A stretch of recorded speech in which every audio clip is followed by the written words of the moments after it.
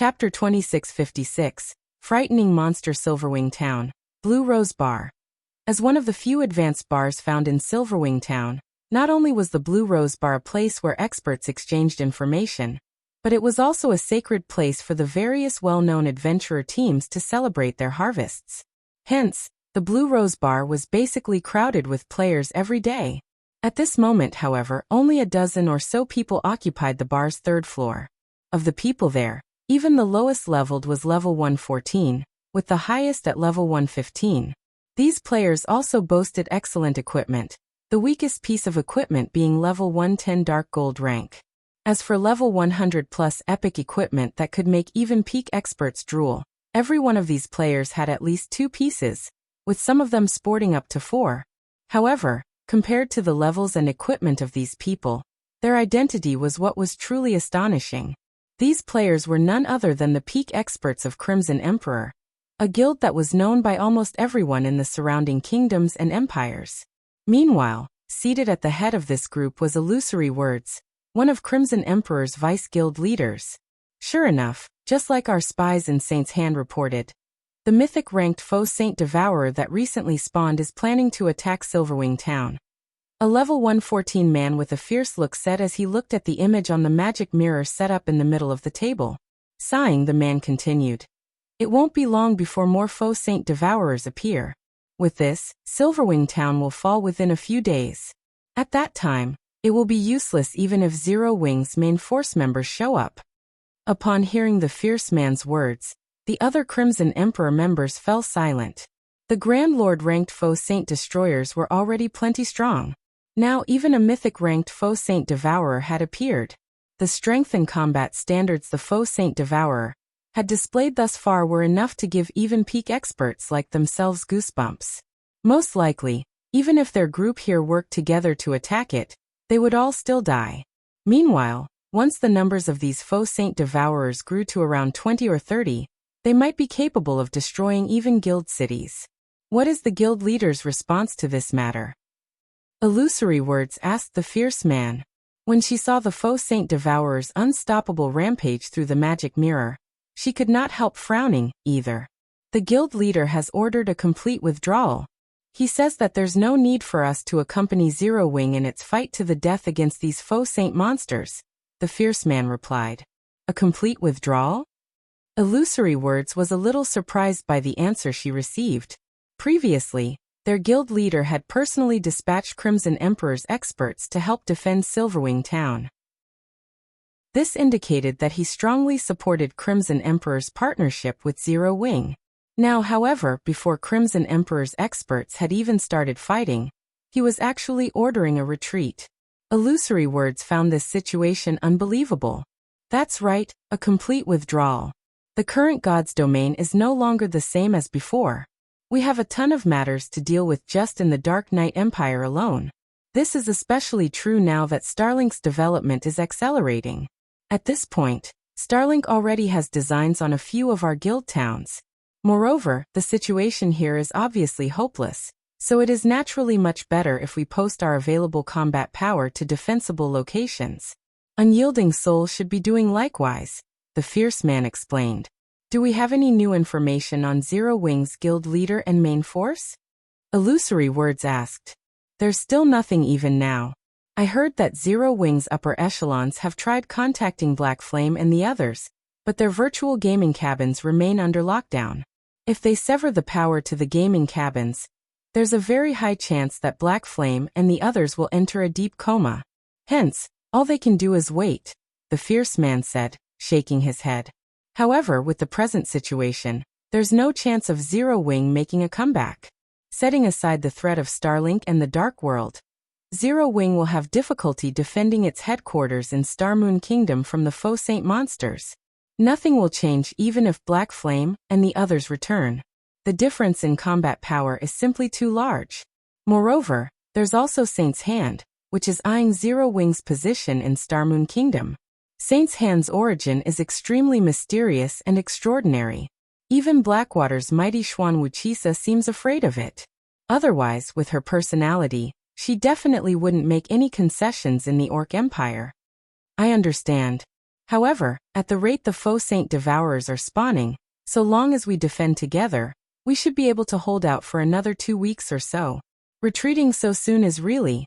Although Illusory Words understood what the fierce man was trying to say, she still could not bring herself to give up just like that. 2 weeks. The fierce man revealed a bitter smile at Illusory Words' statement. If we really could hold on for another 2 weeks, the guild leader wouldn't have called for a retreat right away. What do you mean? Illusory Words asked curiously.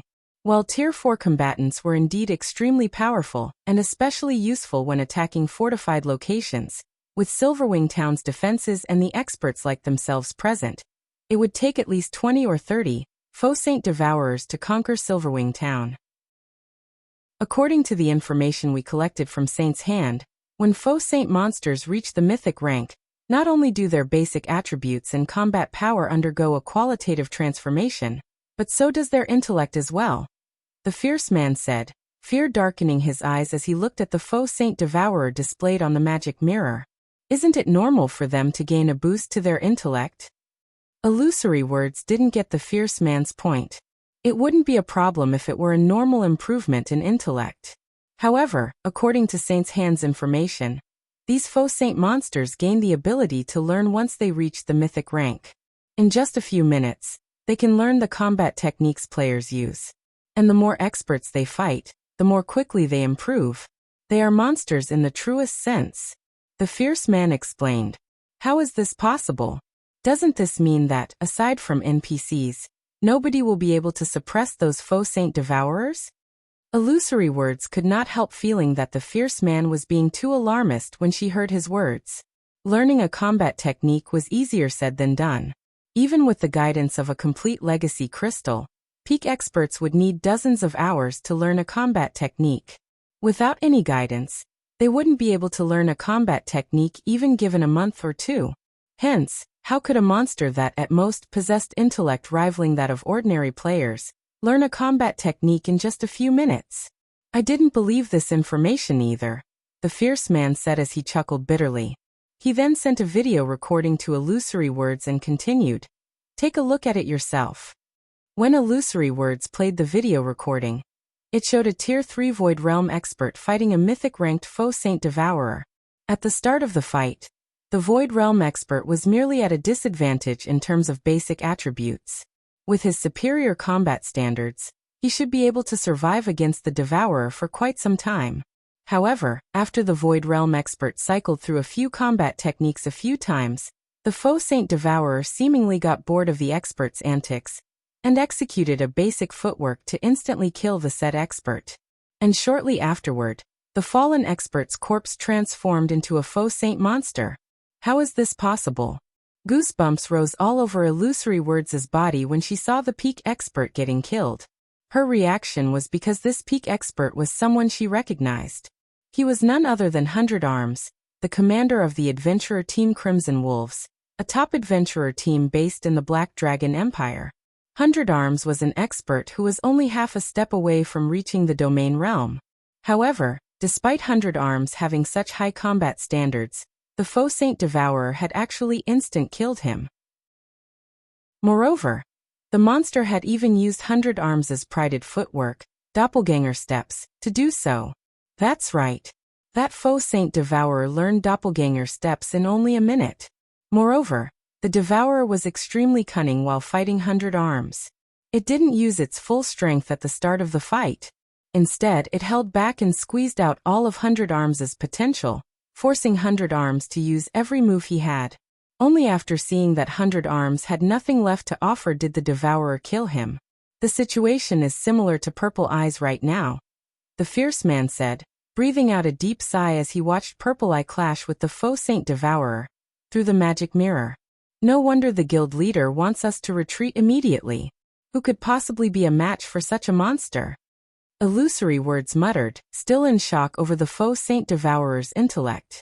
With such strength and intellect, the Faux Saint Devourer simply wasn't an existence that players could handle. Only NPCs could kill such a monster. Read latest chapters at Wuxia World. EU. Just as Illusory Words was about to command Crimson Emperor's members to withdraw from Silverwing Town, The movement pattern of the Faux Saint Devourer fighting Purple Eye suddenly changed. In the blink of an eye, it appeared behind the Elementalist and sent over 20 spear images stabbing at her. The move the Faux Saint Devourer had executed was one that Illusory Words was familiar with. It was another one of 100 Arms' trademark moves, the advanced combat technique Fallen Leaves. Upon seeing this move being executed, Illusory Words could not help a sigh. When 100 Arms executed this move, even Domain Realm experts couldn't stop it completely. Now that the Faux Saint Devourer had perfectly replicated the move, needless to say, a Flowing Water Realm expert like Purple Eye stood no chance against it. However, just as Illusory Words was about to turn her gaze away from the magic mirror, a flash appeared in the mirror. In the next moment, a pitch-black wall appeared between Purple Eye and the 20-plus spear images, the spear images vanishing without a trace when they came into contact with the pitch-black wall. Chapter 2657. Clashing with the Faux Saint Devourer, it got blocked? How is that possible?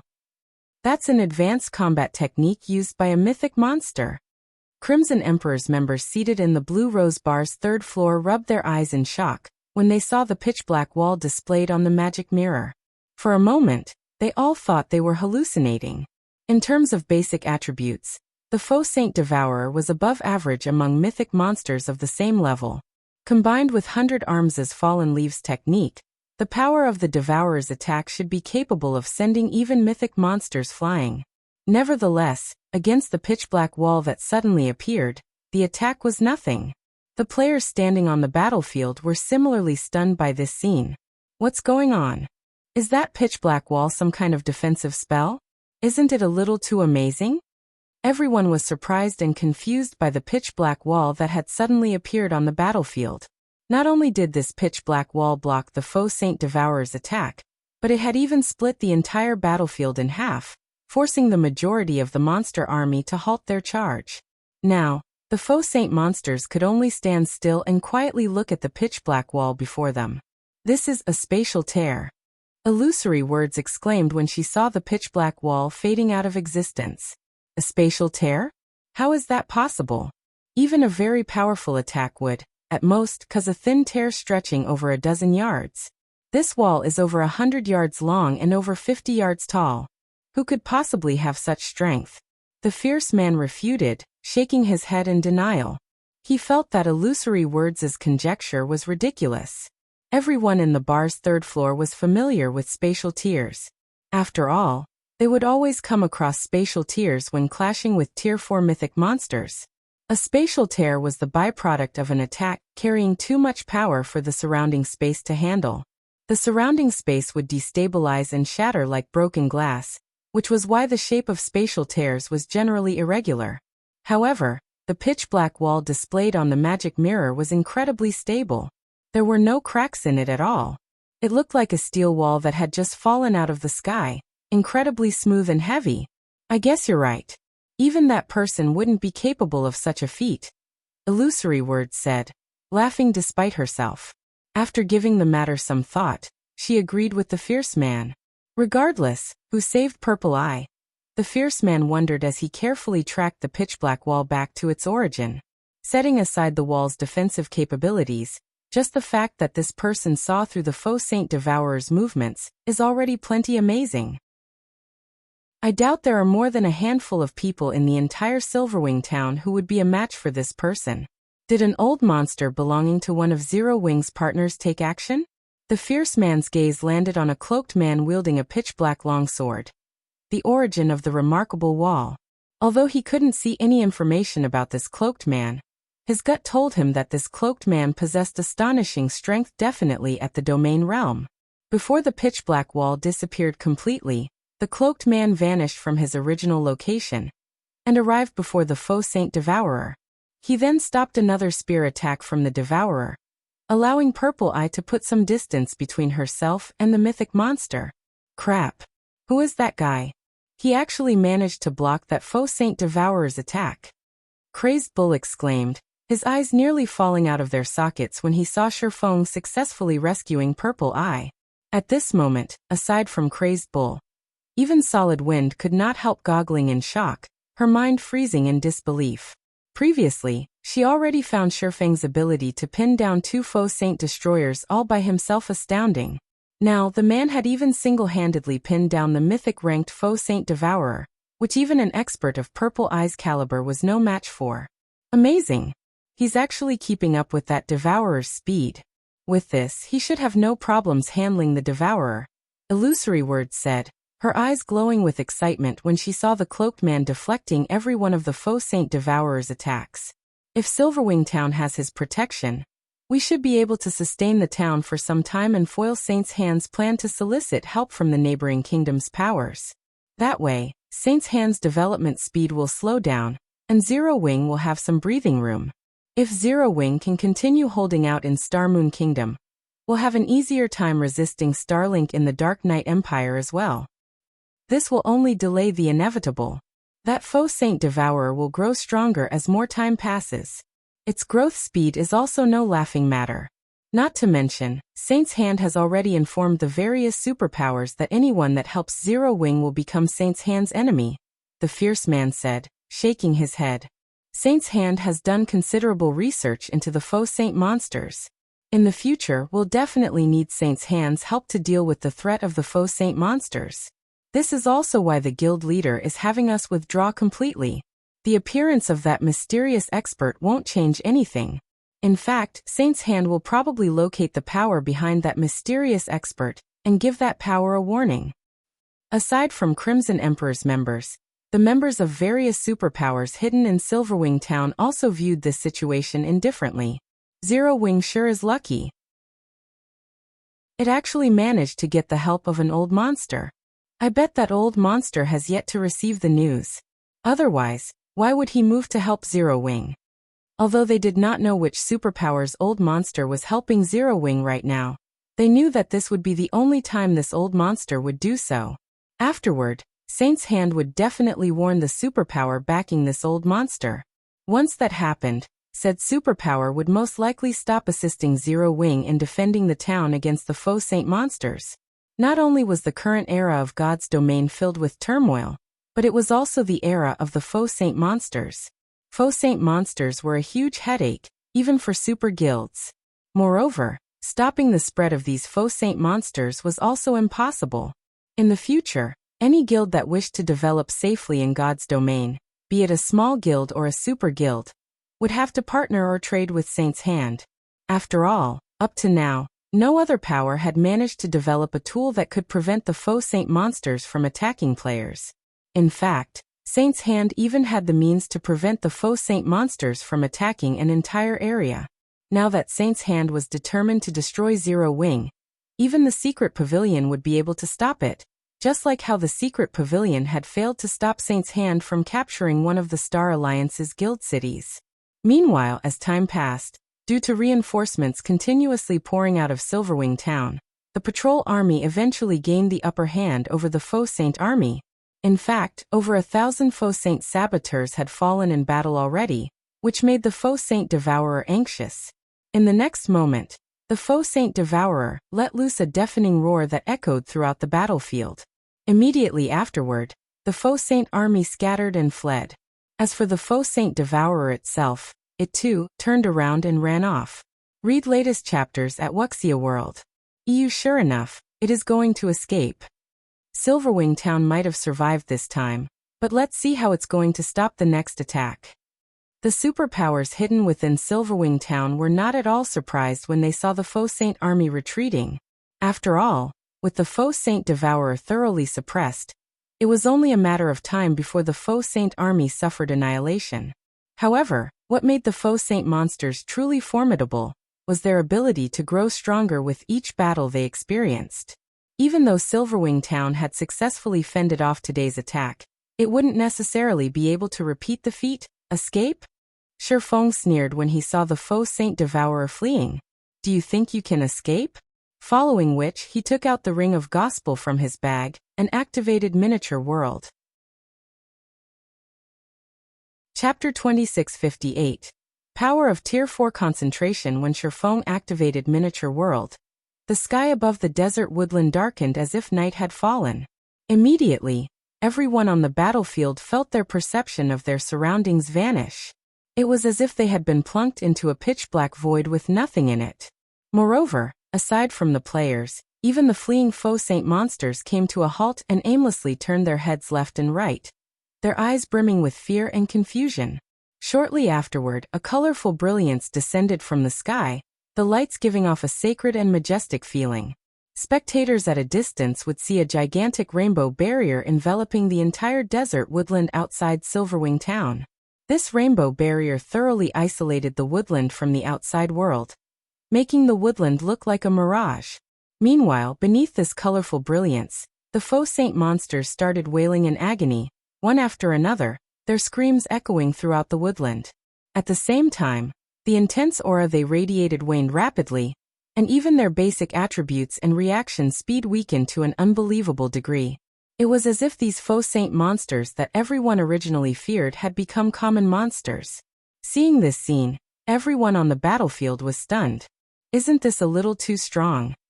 He actually debuffed several thousand Faux Saint monsters to such an extent in an instant. Who is this guy?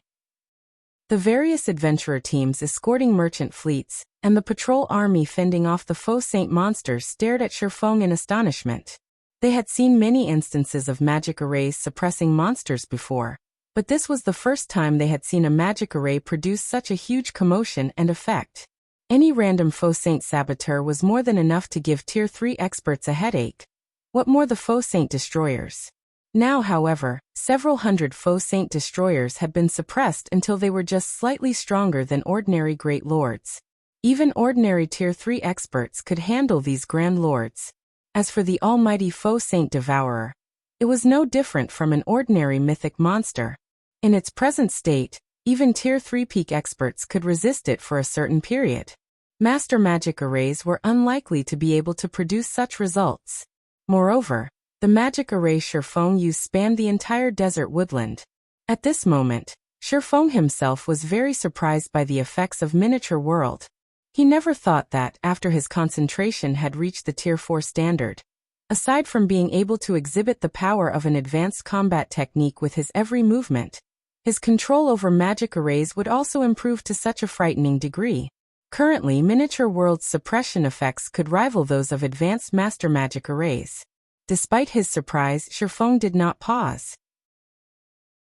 After activating miniature world, he promptly charged at the Faux Saint Devourer. Under the suppression of miniature world, the Faux Saint Devourer's speed had decreased considerably. In just 2 seconds, Faux intercepted the mythic monster and sent the abyssal blade cutting at it. Immediately, a crescent arc appeared and cut through the Faux Saint Devourer's shoulder. Failing to react to the attack in time, the Devourer got sent flying and crashed into a large tree several yards away, a damage exceeding -600,000 appearing above its head. The disparity in combat power was clear for all to see.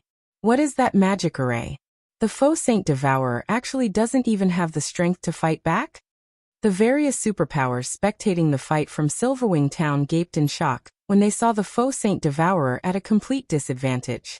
In fact, the Devourer's reaction speed couldn't even keep up with the swordsman's movements. Although they could tell through their magic mirrors that the Faux Saint Devourer's basic attributes had decreased by a significant margin, the Devourer should be at the standard of ordinary mythic monsters. Given its knowledge of combat techniques, its overall combat power should still be on par with that of domain realm experts.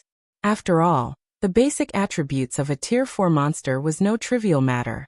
However, let alone putting up a fight, the Faux Saint Devourer couldn't even defend itself against Faux's attacks. Its HP continuously decreasing. It simply couldn't keep up with Faux's movements. After seeing this, everyone could already imagine what outcome awaited the Faux Saint Devourer: death.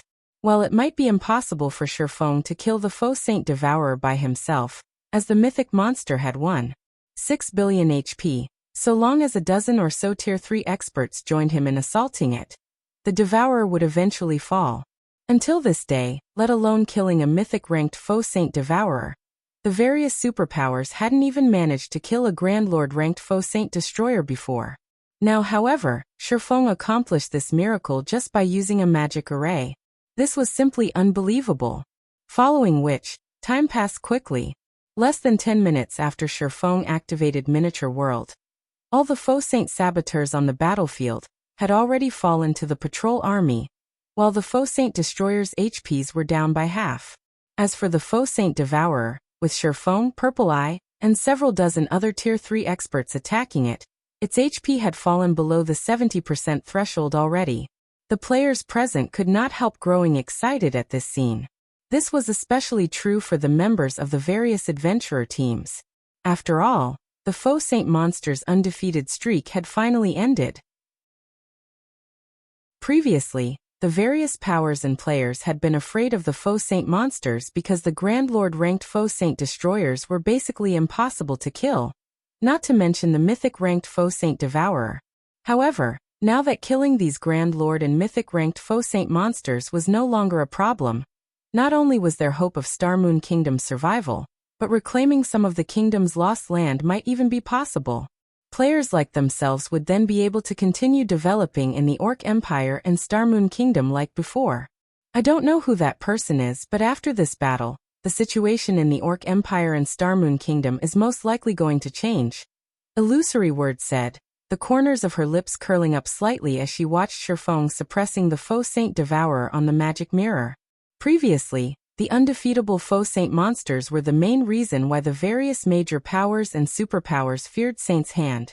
Now, although they had succeeded in killing only a very small portion of the Faux Saint monsters plaguing Star Moon Kingdom, so long as news of this success spread, Saint's hand would no longer be able to act in an overbearing manner as it did before. However, just when the various superpowers hidden within Silverwing Town thought that the Faux Saint army was going to suffer annihilation, several dozen lightning spears descended from the sky, shooting at Faux and the others, who were assaulting the Faux Saint Devourer. The speed and power of the lightning spears were so great that more than 20 Tier 3 experts were instantly vaporized. Along with the descent of the lightning spears, 2 magic barriers suddenly appeared around the injured Faux Saint Devourer, protecting it from further harm. The Tier 3 curse Purple Eye used failed to break through them.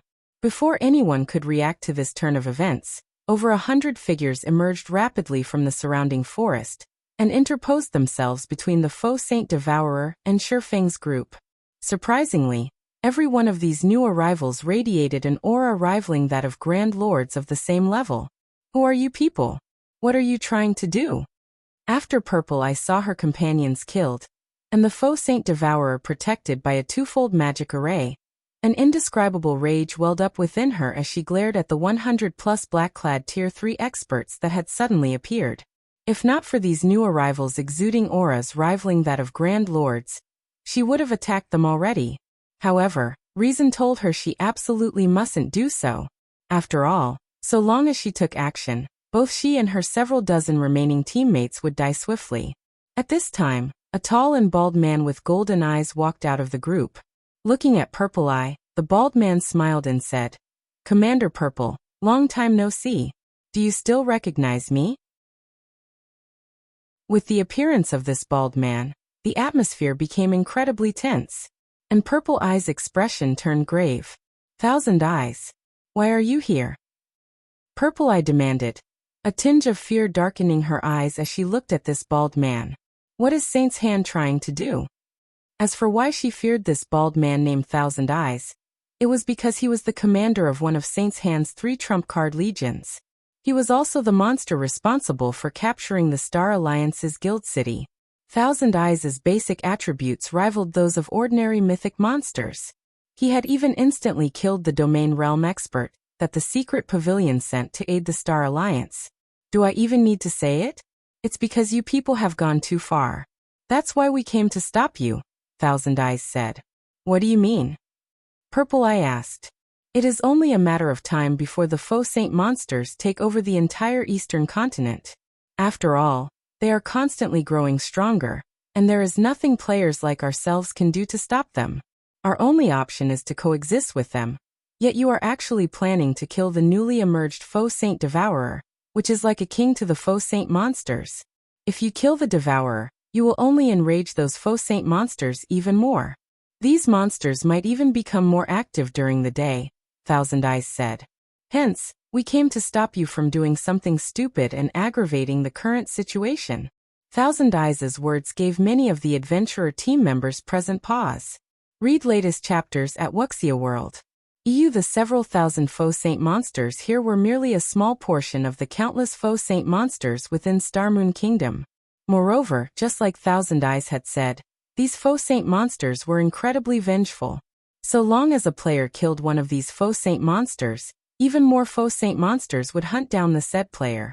Even if the said player managed to fend off a few attacks, the Faux Saint monsters would simply continue attacking more frequently, and in greater numbers. They would not stop until they exacted their vengeance.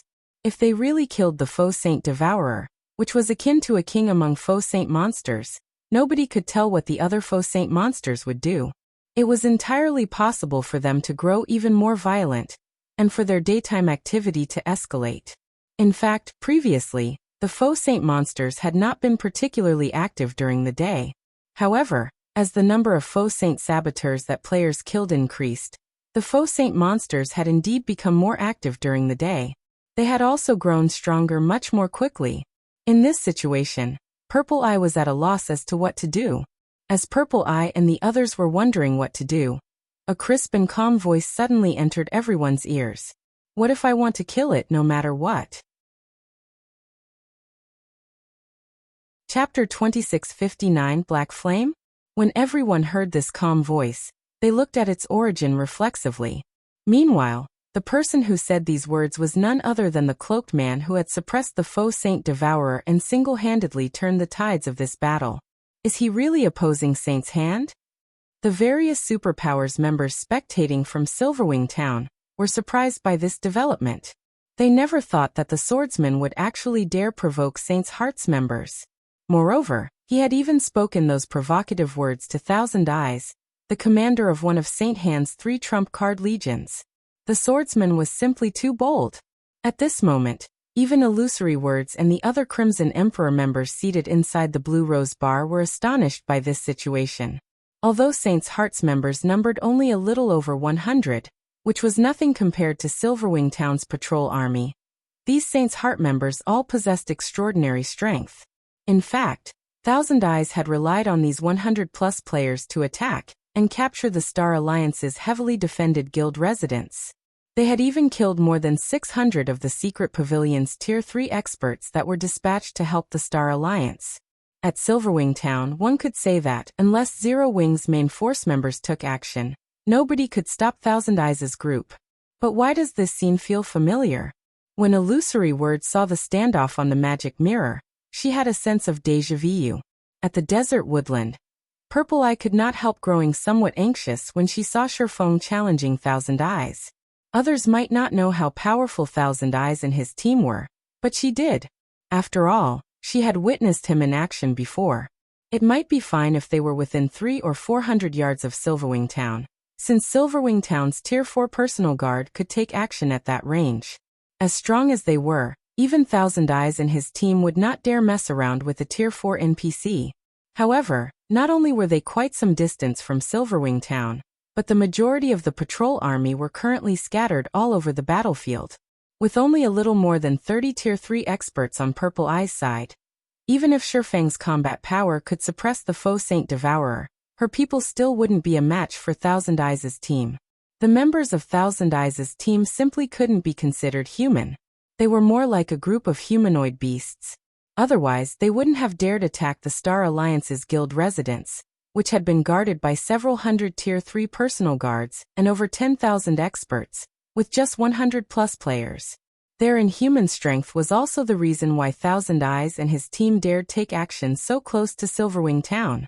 As Purple Eye was growing nervous over this matter, Thousand Eyes turned to Faux. I don't know who you are, but I advise you not to look for trouble. Your strength and abilities are indeed amazing. I'm sure many superpowers will fear you. However, all of those things are nothing to Saint's Hand, Thousand Eyes said coldly. Since you wish to destroy the current balance of God's domain, I'll teach you a small portion of the consequences of doing so. As soon as Thousand Eyes finished speaking, 5 figures appeared from behind him, simultaneously activating a Tier 3 combination skill, Purgatory Storm. Each of these 5 people immediately split into 6 copies of themselves and surrounded Faux. The 30 doppelgangers then launched a synchronized strike at Faux, every one of their attacks carrying power at the Tier 4 standard. With 30 attacks coming from all directions, let alone dodging, Faux wouldn't even be able to defend himself completely. This scene surprised the various superpowers spectating experts. Saint's Hand actually has a 5-man Tier 3 combination skill? Illusory Words frowned when she saw the 5 players attacking Faux. Tier 3 skills and spells were originally plenty rare already. Even the superpowers Tier 3 experts hardly had any Tier 3 skills or spells, let alone Tier 3 combination skills, which even the superpowers dreamed of obtaining. Even the weakest Tier 3 combination skill allowed players to exhibit power at the Tier 4 standard. Stronger Tier 3 combination skills could even repulse mythic monsters. Tier 3 combination skills served as a trump card against mythic bosses. However, until now, there had been no news of any superpower obtaining a Tier 3 combination skill for 5 players.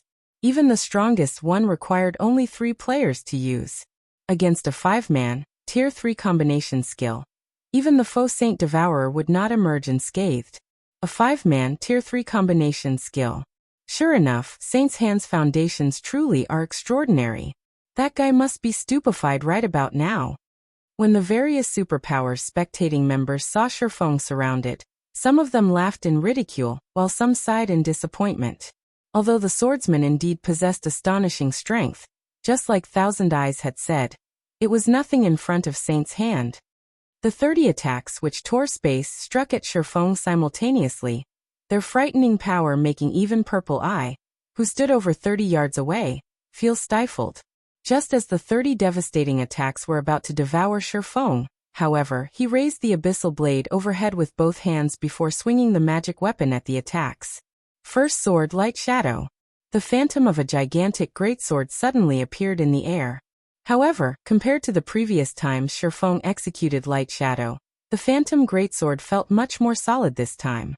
Moreover, just its manifestation made the surrounding space heavy. Even the attacks approaching Faux slowed down considerably. At this moment, it was as if only this phantom greatsword was moving while everything else remained static. Boom. The 30 attacks capable of repulsing even the Faux Saint Devourer shattered instantly into countless particles of light, and the surrounding space crumbled from the terrifying force of the impact.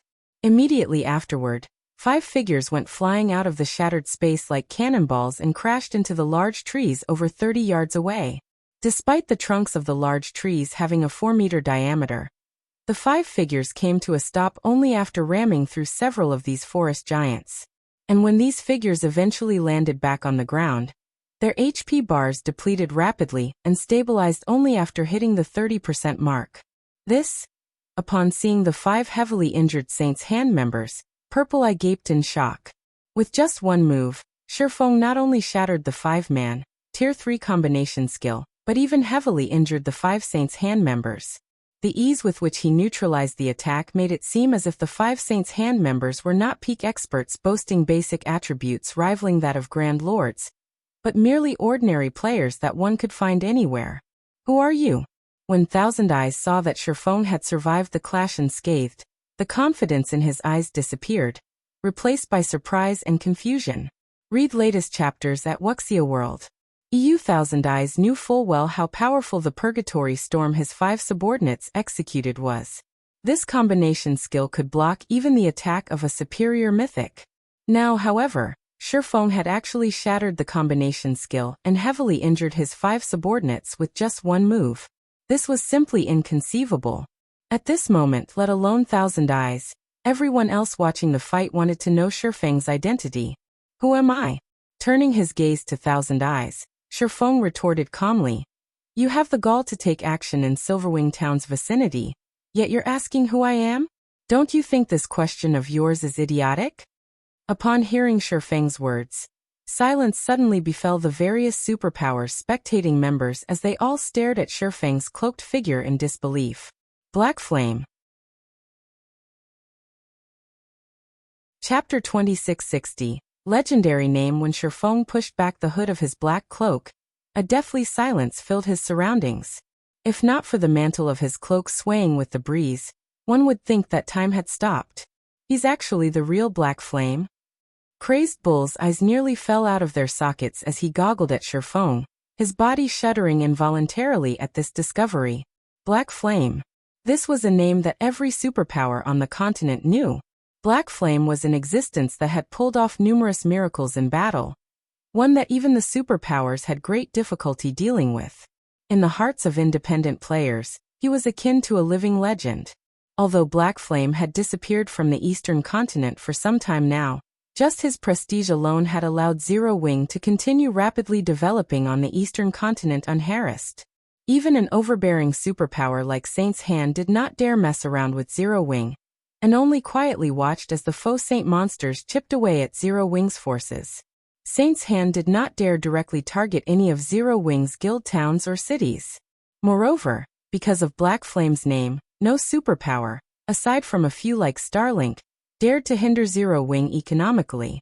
He's back. He's finally back. Purple Eye could not help her excitement when she saw Feng's face. At the same time, though, an indescribable bitterness also filled her heart. Although the gap between the Star Alliance and Zero Wing had been widening all this time, Purple Eye had never given up on improving herself.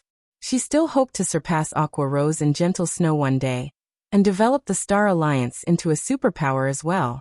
However, against Saint's Hand, her power had proven utterly insignificant. In the end, she could only watch as the Star Alliance's main headquarters in Star Moon Kingdom fell. In fact, she couldn't even adequately stop the Faux Saint monsters' ambushes. Meanwhile, after a moment of silence, the various superpowers spectating members, as well as Saint's Hand's members, burst into laughter. Black Flame? Zero Wing's guild leader? So what if he returns now? He's been gone from the eastern continent for so long. Does he really think the continent is the same as before? They were indeed very surprised by Feng's appearance. However, that was it, nothing more. After all, Feng had disappeared from the eastern continent for far too long. He simply didn't know the situation the eastern continent was currently in. So you're Zero Wing's guild leader, Black Flame. No wonder you could shatter that 5-man combination skill, Thousand Eyes said, applauding as he looked at Feng. In the next moment, though, he sneered. But so what if you've returned? Now that the Faux Saint army has already given birth to a mythic-ranked Faux Saint Devourer, many more of its kind will be appearing in the future. Nobody can stop the Faux Saint army now. Do you think you can change things just because you've returned? He was familiar with the name of Black Flame. This was a monster that his guild leader had warned him to be careful of. If it were a few days ago, he would indeed be terrified of Feng. Now, however, let alone fearing Feng, he didn't even consider the swordsman a threat. Boss, why are we wasting words with him? Since he is Black Flame, we should let this old bastard know that he is already obsolete. This is no longer his era, urged Irontooth, formerly the chief shield warrior of the Purple Thorns Kingdom's #1 guild, Sin Realm, with a playful smirk on his face. He had always wanted to destroy the guild known as Zero Wing. Unfortunately, back then, Sin Realm was no match for Zero Wing at all. Now that he had joined Saint's Hand, however, he understood that Zero Wing wasn't a threat at all. Instead, it was merely a small stepping stone toward Saint's Hand's domination of the entire eastern continent. I guess you're right. Thousand Eyes nodded in response to Irontooth's words. He then looked at Feng and said calmly, "Since you are Zero Wing's guild leader, then I'll make an exception today and show you Saint's Hand's true power." After saying so, Thousand Eyes glanced at Irontooth, who stood beside him. At this hint, Irontooth excitedly approached the Faux Saint Devourer, which was behind a twofold magic array. What is he trying to do? The excited look on Irontooth's face gave Purple Eye an inkling that something was amiss. It's nothing much. He's just going to show you people what the power of the new era is like, Thousand Eyes said, a smirk appearing on his face as he looked at Purple Eye. As Thousand Eyes said that, Irontooth took out a silvery white crystal from his bag and started chanting an incantation. Suddenly, the Faux Saint Devourer let loose a roar before its body burst into countless particles of silvery white light. These particles then merged with Irontooth's body. In the next moment, Irontooth transformed into a 6-meter-tall giant clad in silver armor. The aura he radiated much stronger than even that of the Faux Saint Devourer. How is this possible? Everyone present was stunned by this scene. They never imagined that players could obtain the strength of Faux Saint monsters. Moreover, it was obvious from the eyes of the armored giant that it was Irontooth. Only, Irontooth was currently much stronger than even the Faux Saint Devourer. Previously, although the Faux Saint Devourer possessed an incredible learning ability, its combat standard wasn't very high. It wasn't capable of exhibiting its full strength. However, now that Irontooth had gained control of this strength, the combat power he could exhibit would far exceed that of the Faux Saint Devourer. Amazing! Truly amazing! So this is the strength of a mythic-ranked Faux Saint monster. Irontooth was ecstatic when he sensed the power he currently wielded. At this moment, the other Saints' Hand members present could not help envying Irontooth. In front of such strength, players were nothing. If they could have such strength as well, they could single-handedly annihilate an entire army of players. They wouldn't even have to fear Tier 4 NPCs. Meanwhile, the various superpowers spectating members gaped in shock at the transformed Irontooth. They hadn't suspected that Saint's Hand had kept such a powerful trump card hidden all this time. This is bad. Although Irontooth is only in the Flowing Water realm, with the Faux Saint Devourer's strength, let alone Black Flame, even Silverwing Town's Tier 4 personal guard might not be a match for him. Illusory Words' complexion darkened as she took in the armored giant displayed on the magic mirror. Originally, Shifeng's appearance should have been a joyous matter. With the combat power he possessed, he would be of great help in the current situation. However, Illusory Words had never imagined that Saint's Hand would have such a trump card. The strength Irontooth now wielded simply wasn't something current players could hope to go up against. And if Shifeng got killed at this point, his death would deal an unprecedented blow to both Zero Wing and Starmoon Kingdom. Meanwhile, after Irontooth experienced his newfound strength for a short moment, he turned around and stepped forward, instantly appearing before Shifeng. He was so fast that even Purple Eye failed to react to his movements in time. Black Flame, weren't you very powerful? Weren't you Starmoon Kingdom's legendary figure? Weren't you thinking of stopping Saint's Hand? I wonder how you feel about the situation now. Irontooth jeered as he looked down at Shifeng. Upon seeing Irontooth suddenly appear before Shifeng, the expressions of the patrol army's members turned indescribably grim. Even Purple Eye could not help panicking. Irontooth was simply too fast. By the time she sensed Irontooth moving, the latter had already appeared before Shifeng. She simply did not dare imagine what would happen when Irontooth actually took action. Read latest chapters at Wuxia World. However, despite Irontooth appearing before him without any warning, Shifeng's expression remained ineffably calm. This move of yours is indeed amazing, Shifeng said as he shot a glance at Thousand Eyes. However, do you think you're the only ones that can transform into a monster? What do you mean? Thousand Eyes had a vague feeling that something was wrong when he saw how calm Shifeng was. However, before Thousand Eyes could say anything more, Shifeng unsheathed the abyssal blade and chanted an incantation. Black Dragon's Soul. Chapter 2661. Upgraded Black Dragon amazing. So this is Saint's Hand's true foundation? Even after reaching this point, Black Flame still dares to fight. He sure is courageous. It's a pity that the current god's domain is no longer how it was before. Otherwise, with his combat power, it might really be possible to turn things around. How foolish. Is he just being stubborn, or does he really think things are still the same? When the various superpowers members saw Shifeng unsheath the abyssal blade, their reactions varied from laughing in ridicule, sighing in disappointment, and lamenting. The strength Shifeng had previously displayed in battle was indeed incredible. It wouldn't be an exaggeration at all to call him a monster. Unfortunately, before a true monster, Shifeng's strength amounted to nothing. He could only buy time at best. Had he withdrawn when he had the chance, instead of provoking Thousand Eyes' group, he wouldn't have fallen into such a predicament. As the various superpowers members were conversing, the abyssal blade in Shifeng's hand suddenly transformed into a cloud of dark fog that enveloped him completely, then expanded rapidly. When the cloud of fog had grown to a 60-yard radius, A dragon's roar echoed throughout the battlefield, making everyone's soul shudder. Before anyone could react to this roar, a gigantic, pitch-black claw emerged from the fog and landed right beside Irontooth. The ground under the claw sank as if it was water. In addition, web-like cracks appeared in the space around the claw, the phenomenon making it seem as if the surrounding space could shatter at any time, unable to withstand the power the claw carried. Shortly after the gigantic claw appeared, another dragon's roar dispersed the black fog. When the fog cleared, the figure of a 40-meter-tall black dragon came into view. Despite the black dragon just standing there quietly, everyone felt an indescribable sense of awe and fear welling up within them as they stared at the black dragon. A dragon. What's going on? Everyone was dumbfounded when they saw the black dragon. Dragons were creatures that all players in God's domain knew about because the existence of dragons was synonymous with destruction.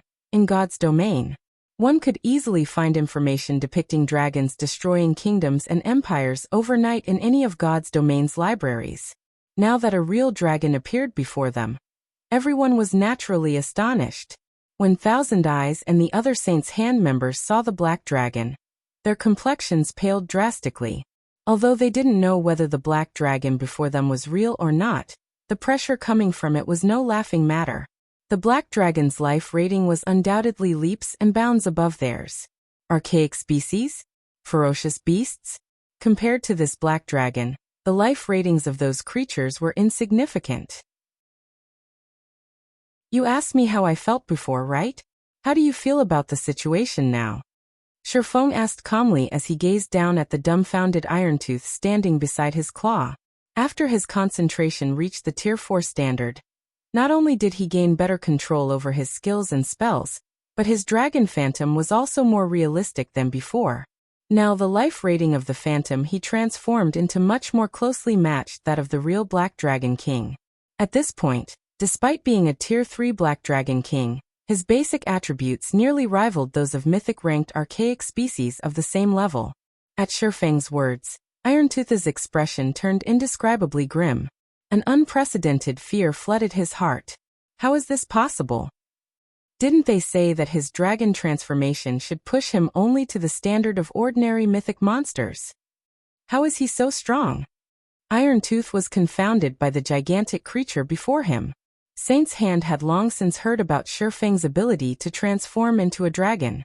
However, whether it was in terms of size, basic attributes, or life rating, the dragon that Sherfang had just transformed into was on a completely different level from what was stated in Saint's Hand's intelligence report. At this moment, let alone Irontooth and the other Saint's Hand members, even Illusory Words was stunned by this situation. Crimson Emperor had collected a lot of information on the fight between Zero Wing and Demon City. Naturally, that information included Sherfang's Black Dragon form.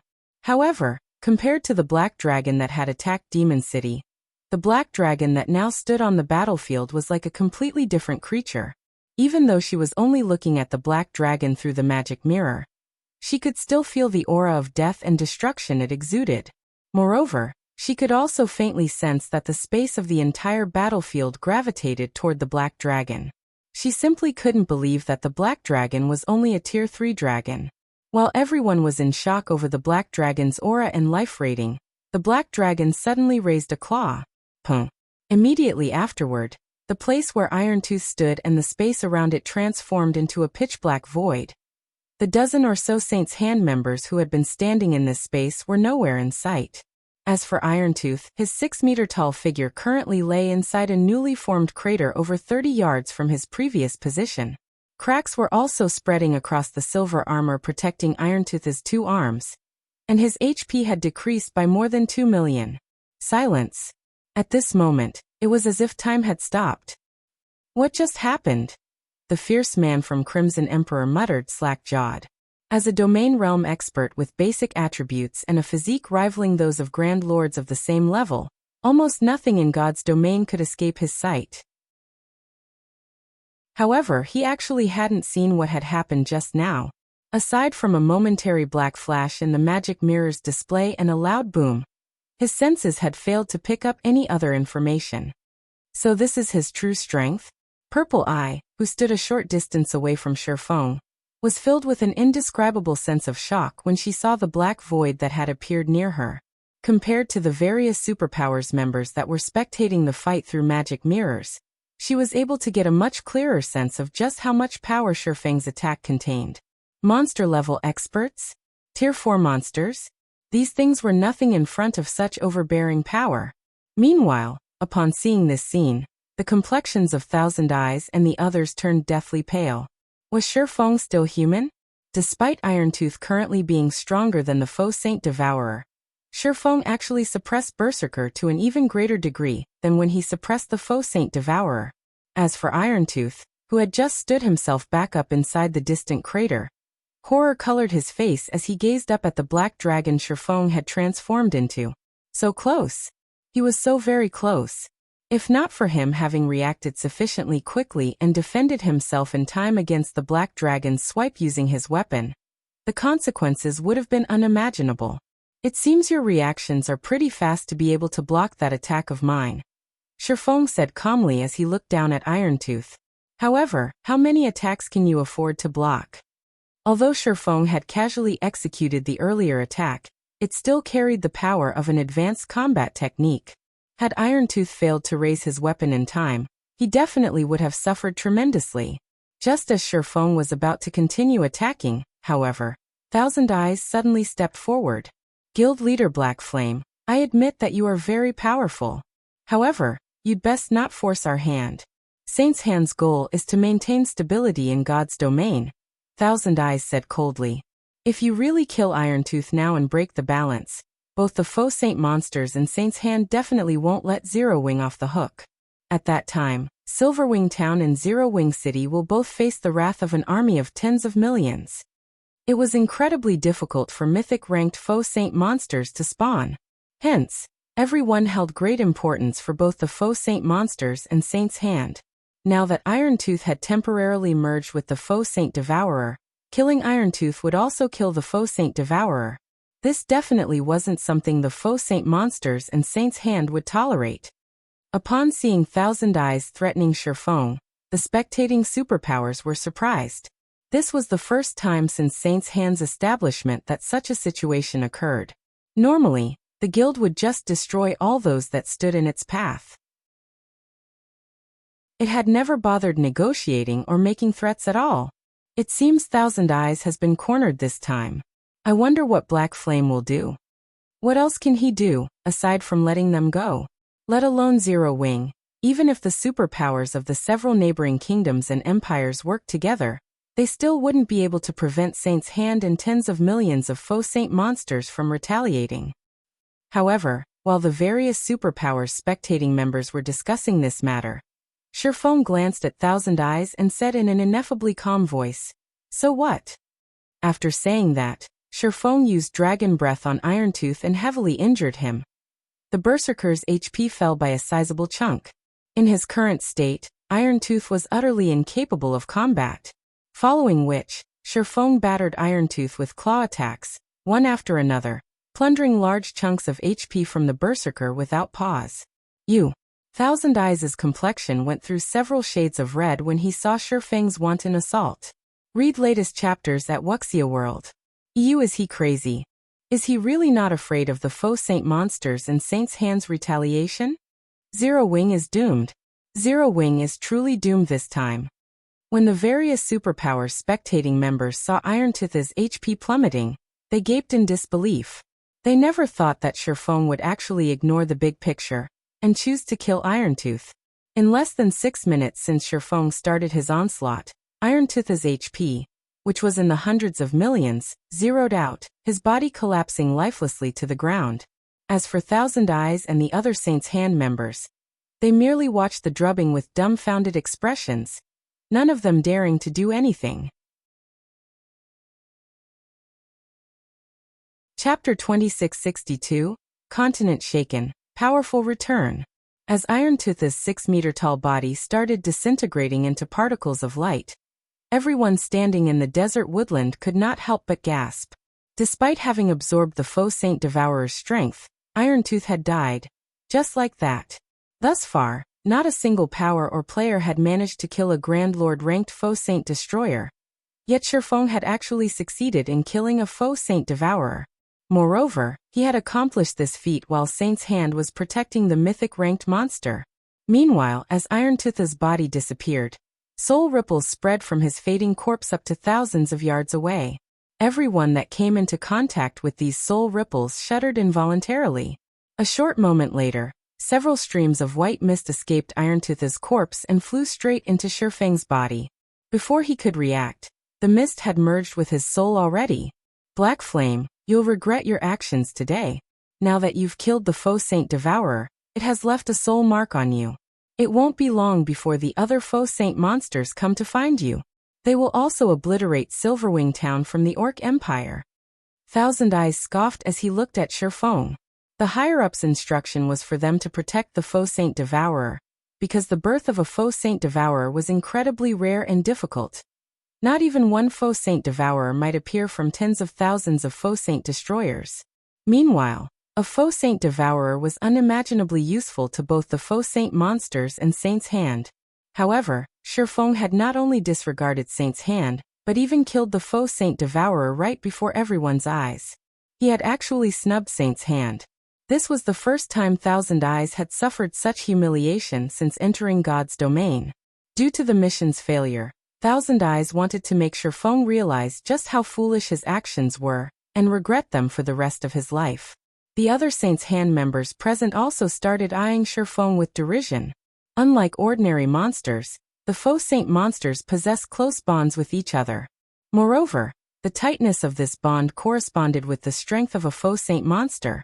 With the faux Saint Devourer analogous to a king among faux Saint monsters, killing one was equivalent to becoming enemies with every faux Saint monster out there. Unless Feng could remove the faux Saint Devourer's soul mark, all the faux Saint monsters within a 100,000-yard radius would be able to detect his presence, and would try to kill him as long as his soul existed. In other words, they would target him until he deleted his account, and started all over again. The complexions of Purple Eye and the others darkened slightly as they looked at Thousand Eyes. They never thought that killing the faux Saint Devourer would come at such a price. Haha. Black Flame must be dumbfounded right now. If what Thousand Eyes said really is true, then Black Flame and Silverwing Town are both doomed.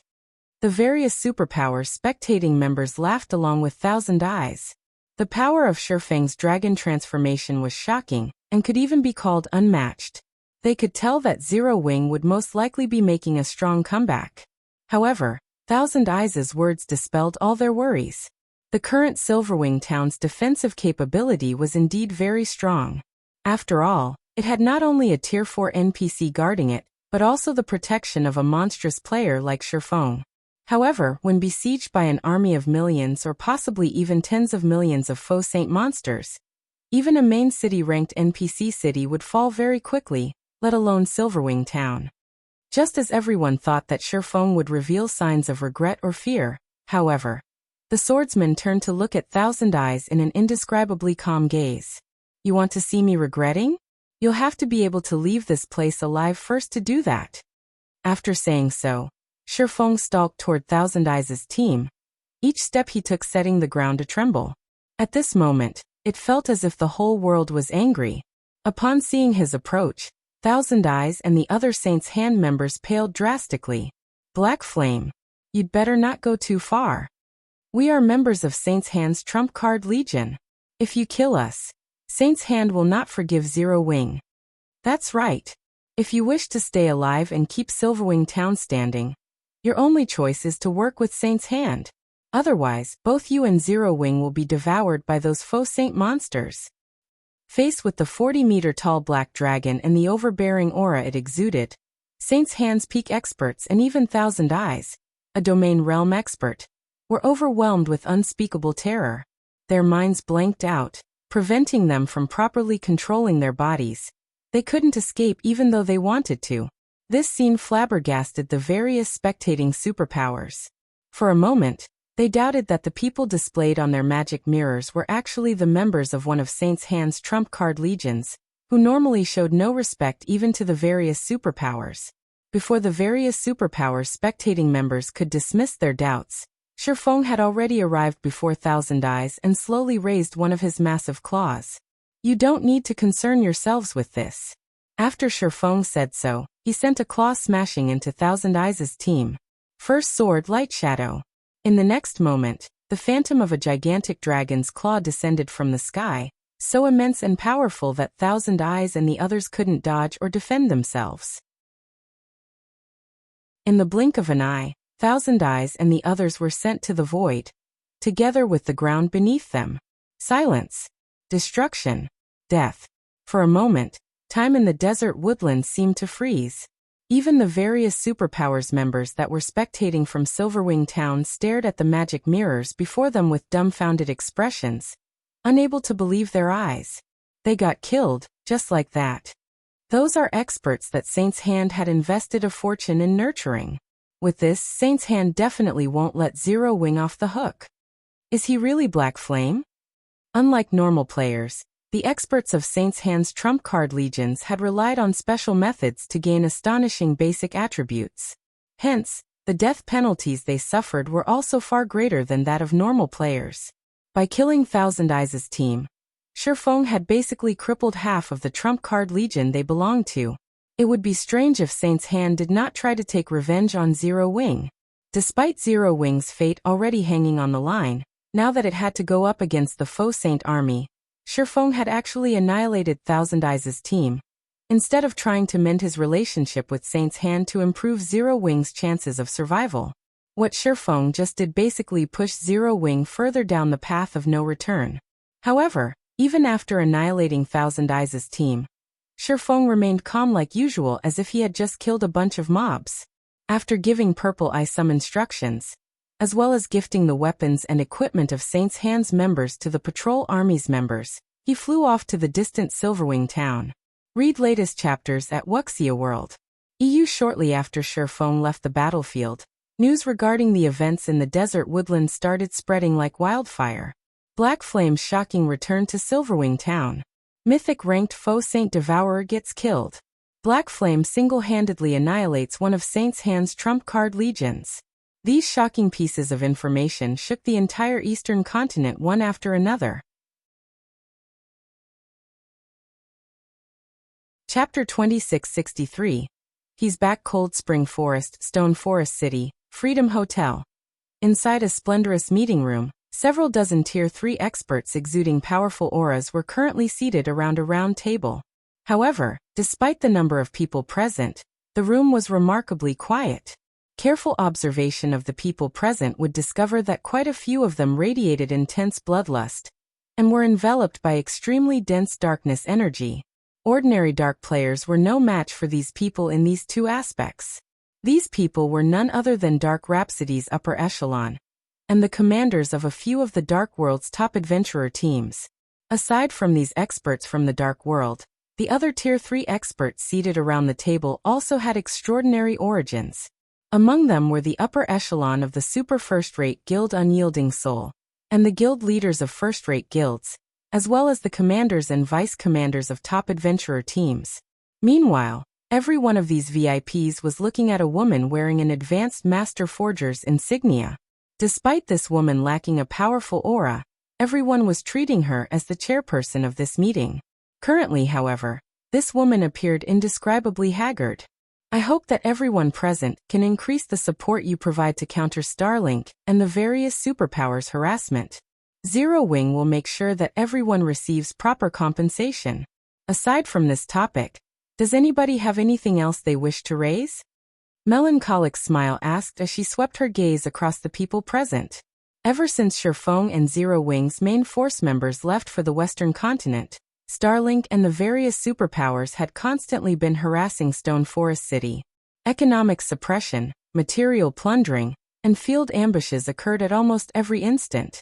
To make matters worse, as the number of Tier 3 players the various superpowers possessed increased, the area the Night Legion could protect also shrank.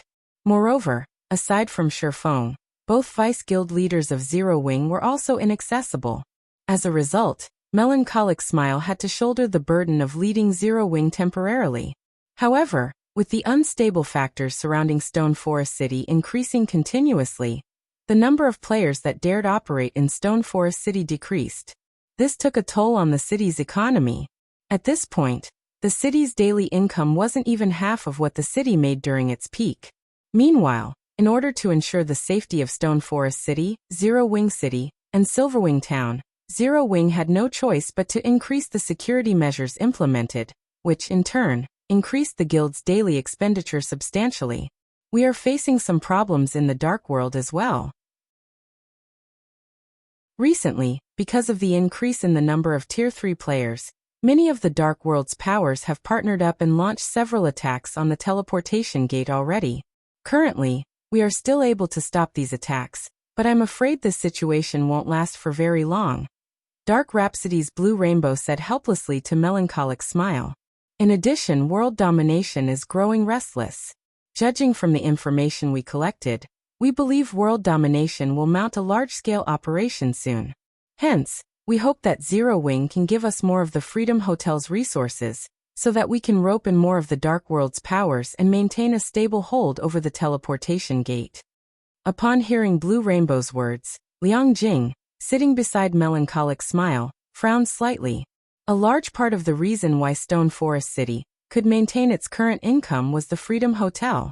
In order to ensure Stone Forest City's safety, they had obtained the help of the various powers and adventurer teams in exchange for the Freedom Hotel's rooms.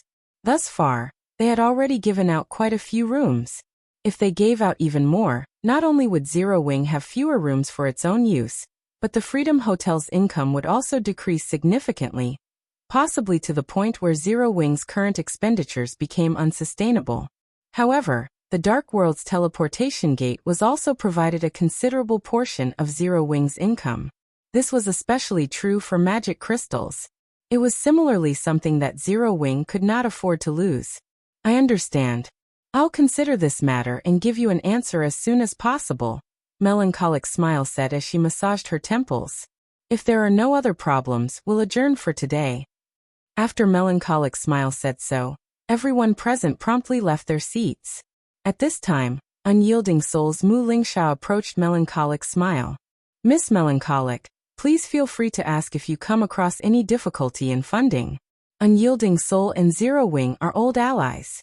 While we might not be able to provide additional manpower, we can still allocate some funds to help Zero Wing. Mu Lingsha said quietly as she looked at Melancholic Smile, who currently wore a worried expression on her face. Thank you, Melancholic Smile said. In reality, we don't really have any problems with regard to funding. The crucial problem is the various superpowers that are targeting Stone Forest City, as well as the management of Star Moon Kingdom and the Black Dragon Empire. If the main force members were around, those superpowers would hold back somewhat instead of working with Starlink to target Zero Wing's members. Now it is becoming increasingly difficult for Zero Wing's members to develop in Star Moon Kingdom and the Black Dragon Empire. Currently, funding was still a small problem for Zero Wing. The really urgent matter now was the guild's lack of Tier 3 experts. If not for Unyielding Soul sending quite a number of its Tier 3 experts to help maintain Stone Forest City's security during this period, Stone Forest City would have definitely ended up in an even more miserable state. Right, Vice Guild Leader Mu. Is there still no news about the Dragon Phoenix Pavilion's Phoenix Pavilion Master? Melancholic Smile asked. Zero Wing had partnered with the Dragon Phoenix Pavilion's Phoenix Rain on many occasions before. The two sides could be considered to be in an absolute alliance. Melancholic Smile and Phoenix Rain were also fairly close friends, as the two of them had come into frequent contact with each other because of the business relationship between their two guilds. Originally, after the various superpowers started targeting Stone Forest City, Melancholic Smile had sought Phoenix Rain's help to solve some of the problems Zero Wing encountered in the Black Dragon Empire. However, no matter how she tried contacting Phoenix Rain, she couldn't get through at all. It was as if Phoenix Rain had disappeared from God's domain.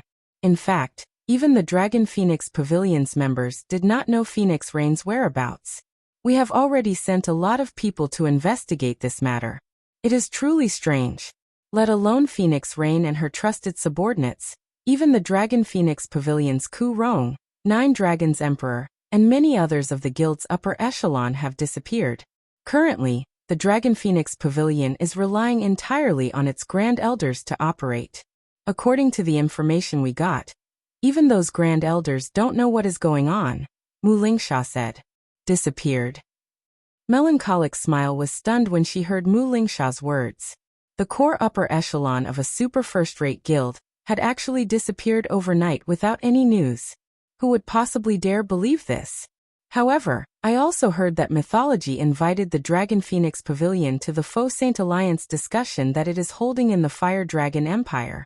Once this alliance discussion ends, we might receive some news regarding the Phoenix Pavilion Master, Mu Lingsha said. Alliance discussion?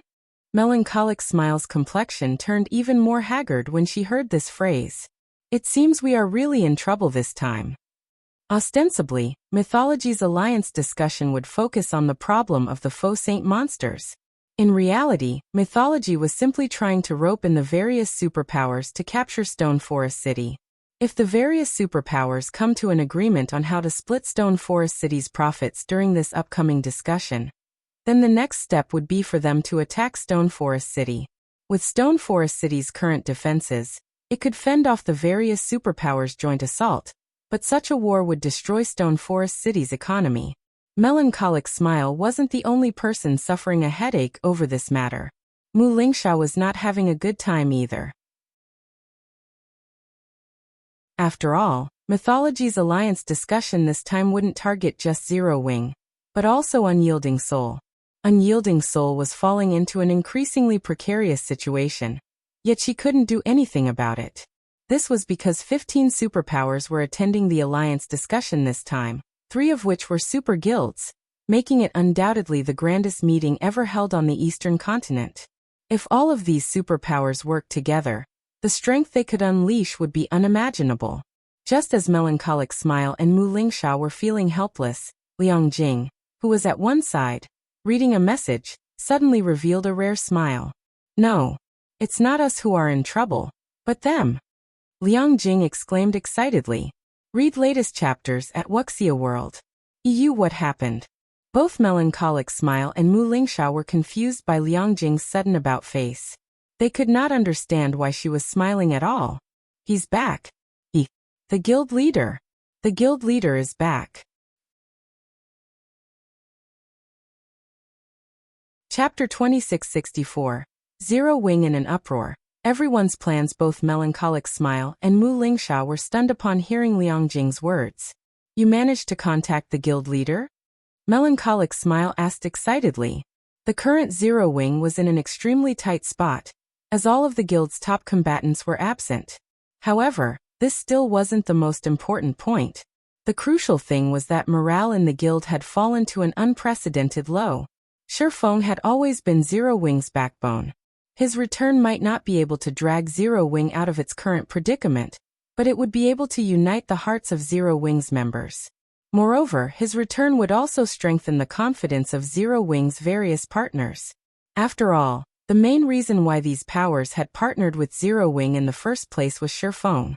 At this moment, let alone Melancholic Smile, even Mu Lingsha gazed at Liang Jing eagerly, wanting to know if Feng had truly returned or not.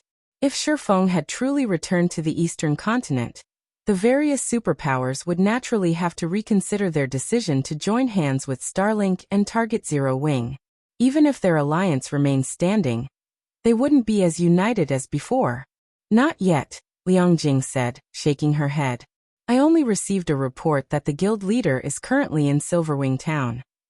After saying so, Liang Jing forwarded the report to Melancholic Smile for her inspection. However, when Melancholic Smile and Mu Lingsha finished reading the report Liang Jing shared with them, the excitement on their faces disappeared, replaced by indescribable grimness. How could this be? Melancholic Smile could not help growing anxious after reading the report. Quick! Gather the elite personal guards and contact Hell Rush's team. We need to head to Silverwing town as soon as possible. The fact that Feng killed a mythic-ranked Faux Saint Devourer was indeed astonishing. Such exciting news would definitely heighten morale. However, the retaliation of millions of Faux Saint monsters was no laughing matter. Not to mention, Saint's hand wouldn't sit still and do nothing after suffering humiliation. At that time, Silverwing Town would have to go up against several million Faux Saint monsters, as well as Saint's Hands experts. With Silverwing Town's defenses, stopping such a force would be utterly impossible. Meanwhile, if Fong were to end up getting devoured by those Faux Saint monsters, the consequences for Zero Wing would be unimaginable. Let's not panic first. Those Faux Saint monsters and Saint's Hand won't take action so soon. They will need some time to amass their forces. I'll contact Unyielding Heart and have him lead a team over to Silverwing Town immediately, Mu Lingsha said, pacifying Melancholic Smile. Thank you, Melancholic Smile said as she nodded in gratitude. She then took a deep breath to calm herself before methodically arranging for the necessary manpower to send to Silverwing Town. Meanwhile, as Melancholic Smile and the others were leading an army to Silverwing Town, the various superpowers were reeling from the news of Shifeng's return. They never thought that Shifeng would reappear after disappearing for such a long time. Or to put it in another way, the Sword King of old had returned. Moreover, Shifeng's individual combat power had even reached unbelievable heights. His dragon transformation actually allowed him to effortlessly kill a mythic-ranked Faux Saint Devourer. The Sword King was far more frightening than before. This astonishing transformation would also make Zero Wing even more difficult to deal with. After all, compared to a guild with weak morale and divided opinions, a united guild with strong morale would be capable of exhibiting much greater combat power. Fire Dragon Empire, Flame Dragon City, Scorching Flame Restaurant. The Scorching Flame Restaurant towered over 30 stories above the city center. At this moment, a female level 116 Guardian Knight clad in black gold armor entered the top floor room of the restaurant. The Guardian Knight radiated a frightening aura that suppressed even the ambient mana around her. However, when this Guardian Knight arrived before the woman currently dining inside the room, she gave a very respectful bow. Vice Guild Leader Shadow, Black Flame has returned to the Eastern Continent. White Feather reported as she placed a document before Cold Shadow. She then continued, like we guessed, he has become much stronger than before. As a result, Zero Wing and its partners have regained their confidence. Even the Secret Pavilion has dispatched more manpower to help defend Stone Forest City. Currently, the various superpowers are hotly discussing this matter. Should we still proceed with our original plan and hold the alliance discussion? Of course.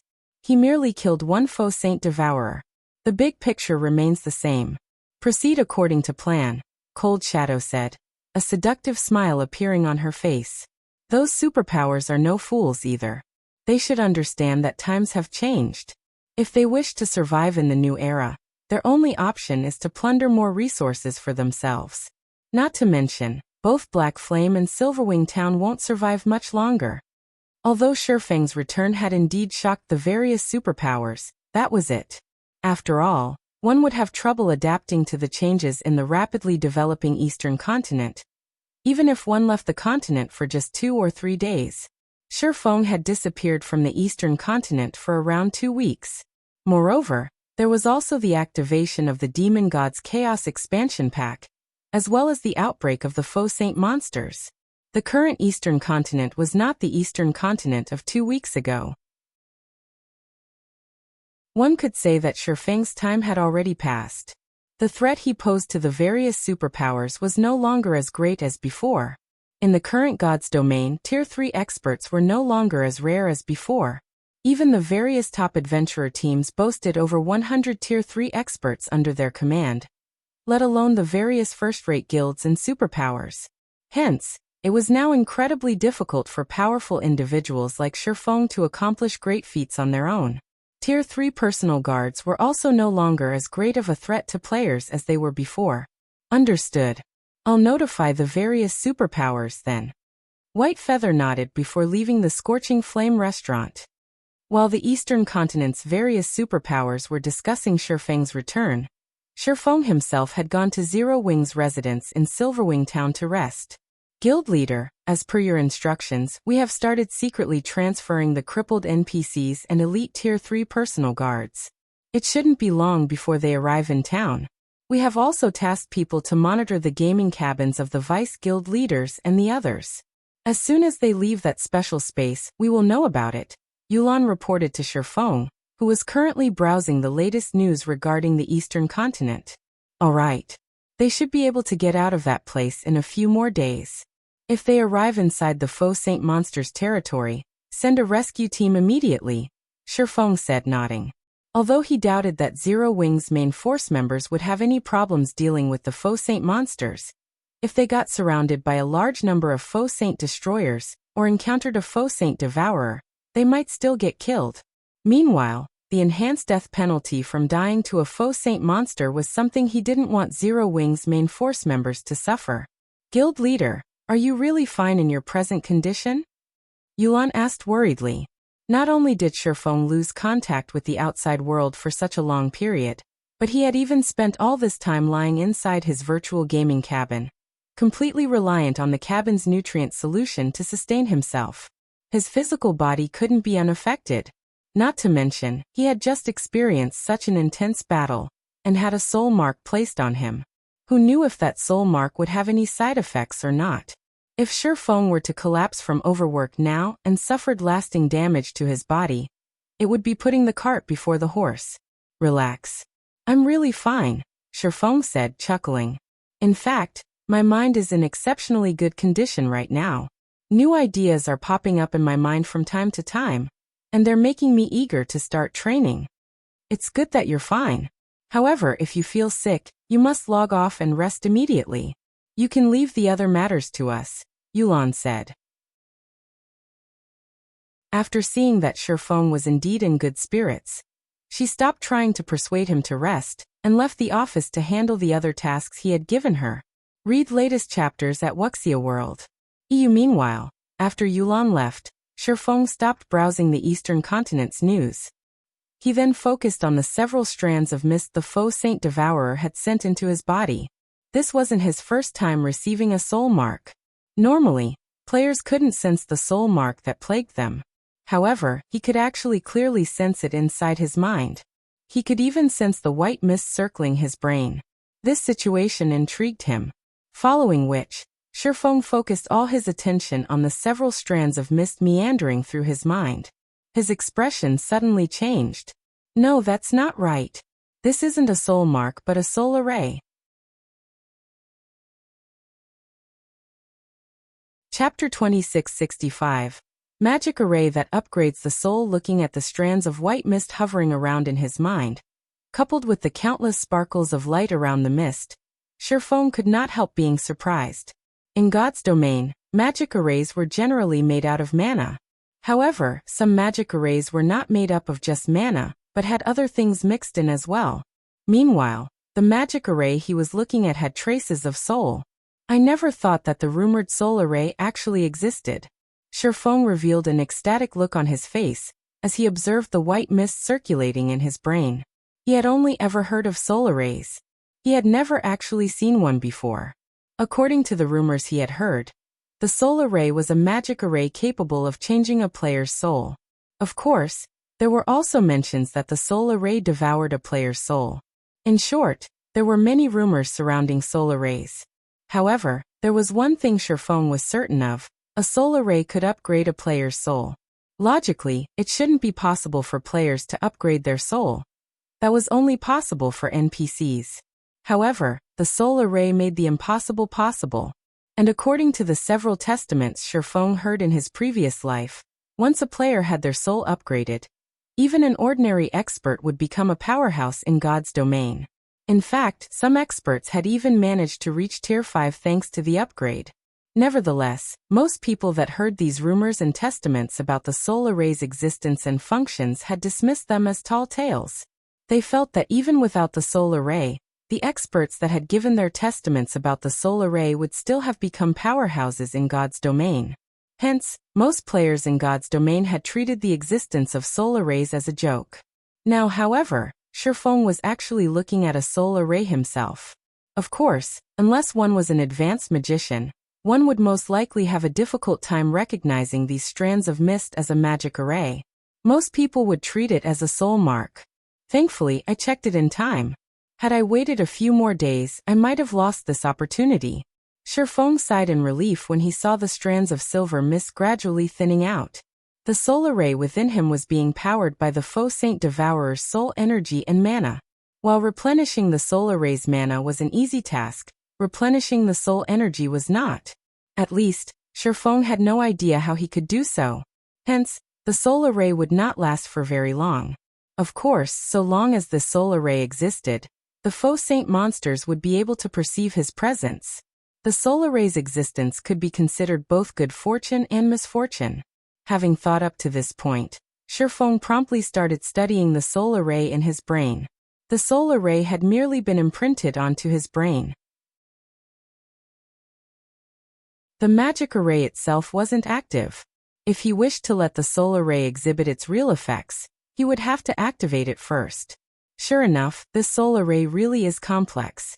Just from what I can see, it is made up of at least 40 basic master magic arrays, and over a dozen advanced master magic arrays, 3 of which are almost at the Grandmaster standard. Moreover, I have to rely on my own spiritual will to activate this soul array, and even the slightest mistake will result in my soul getting devoured. It's no wonder some people labeled it a magic array that devours players' souls. After inspecting the soul array for half an hour, Feng was flabbergasted by his findings. The soul was something illusory. There was no describing it with words, much less upgrading it, or weakening it. However, the soul array within him could actually accomplish this feat easily. This was simply unbelievable. Unfortunately, the risks involved in activating the soul array were ridiculous. Of the 2 possible outcomes, one was heaven, while the other was hell. There was nothing in between. If ordinary experts were presented with such a choice, they probably would not hesitate to give activating the soul array a try.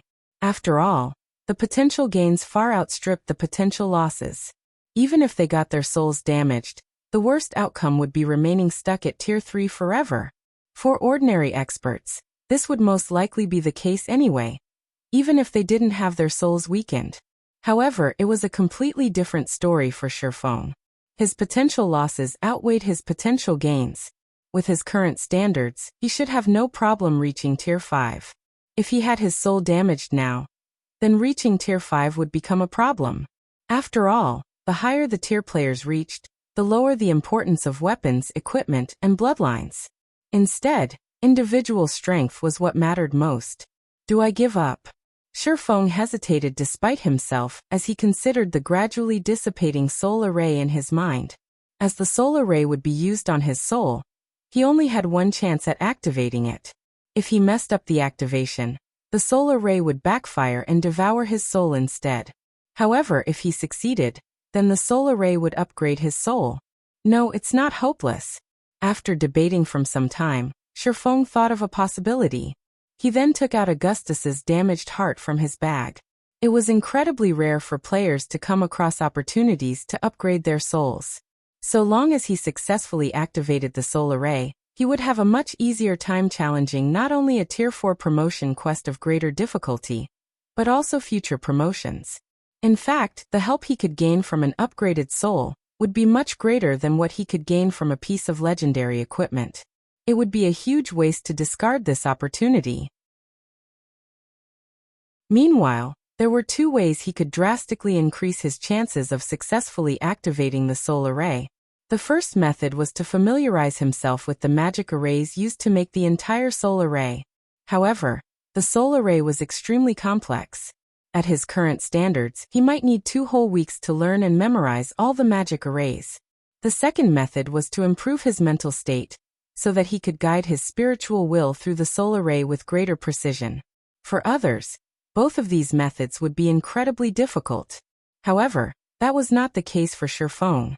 Augustus's damaged heart was capable of releasing eternal energy when activated.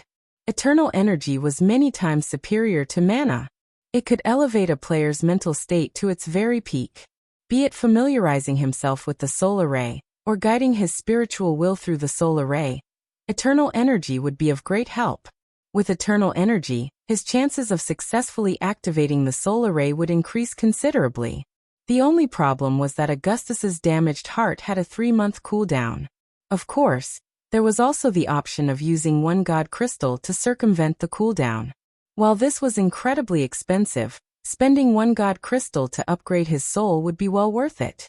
Following which, Feng took out the last god crystal he had and placed it inside Augustus's damaged heart. He then activated the heart's magic array. Immediately, streams of purple mist flowed out of Augustus's heart and converged around Feng. At the same time, a refreshing feeling spread across his body. His thoughts also became much clearer than before. Good. Let's begin. Taking a deep breath, Feng started carefully analyzing the soul array's components one after another. 2 hours. 4 hours. 6 hours. Originally, it should have taken Feng at least a dozen days to learn the soul array.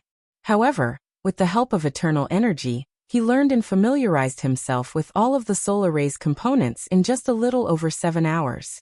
He had even achieved rough mastery of a pseudo-grandmaster magic array that could be used to exert a little control over souls. Now that I've familiarized myself with all of the magic arrays, next up will be to utilize my spiritual will to activate them. Looking at the soul array in his mind, he could not help some slight nervousness. Although he had familiarized himself with all of the component arrays, activating them was an entirely different matter. After all, the activation of each magic array required him to split his spiritual will into multiple strands. The difficulty of doing so was incredibly high. After mentally preparing himself for several minutes, Feng then started guiding his spiritual will through the magic arrays in his mind.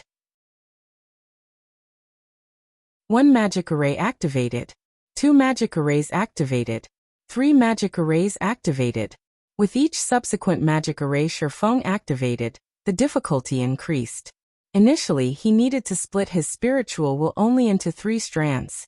By the 4th magic array, that number increased to 6.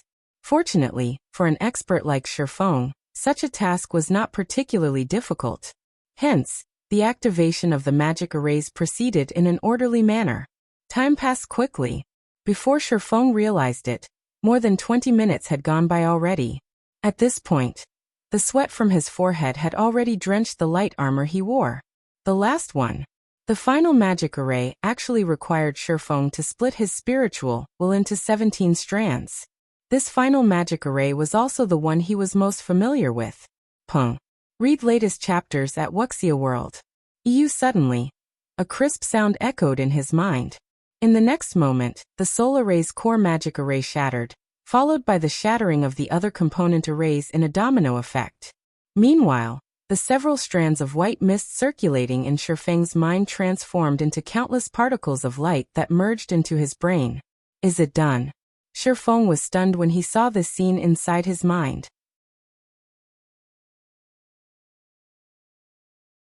Chapter 2666 Soul Upgraded, Natural Domain.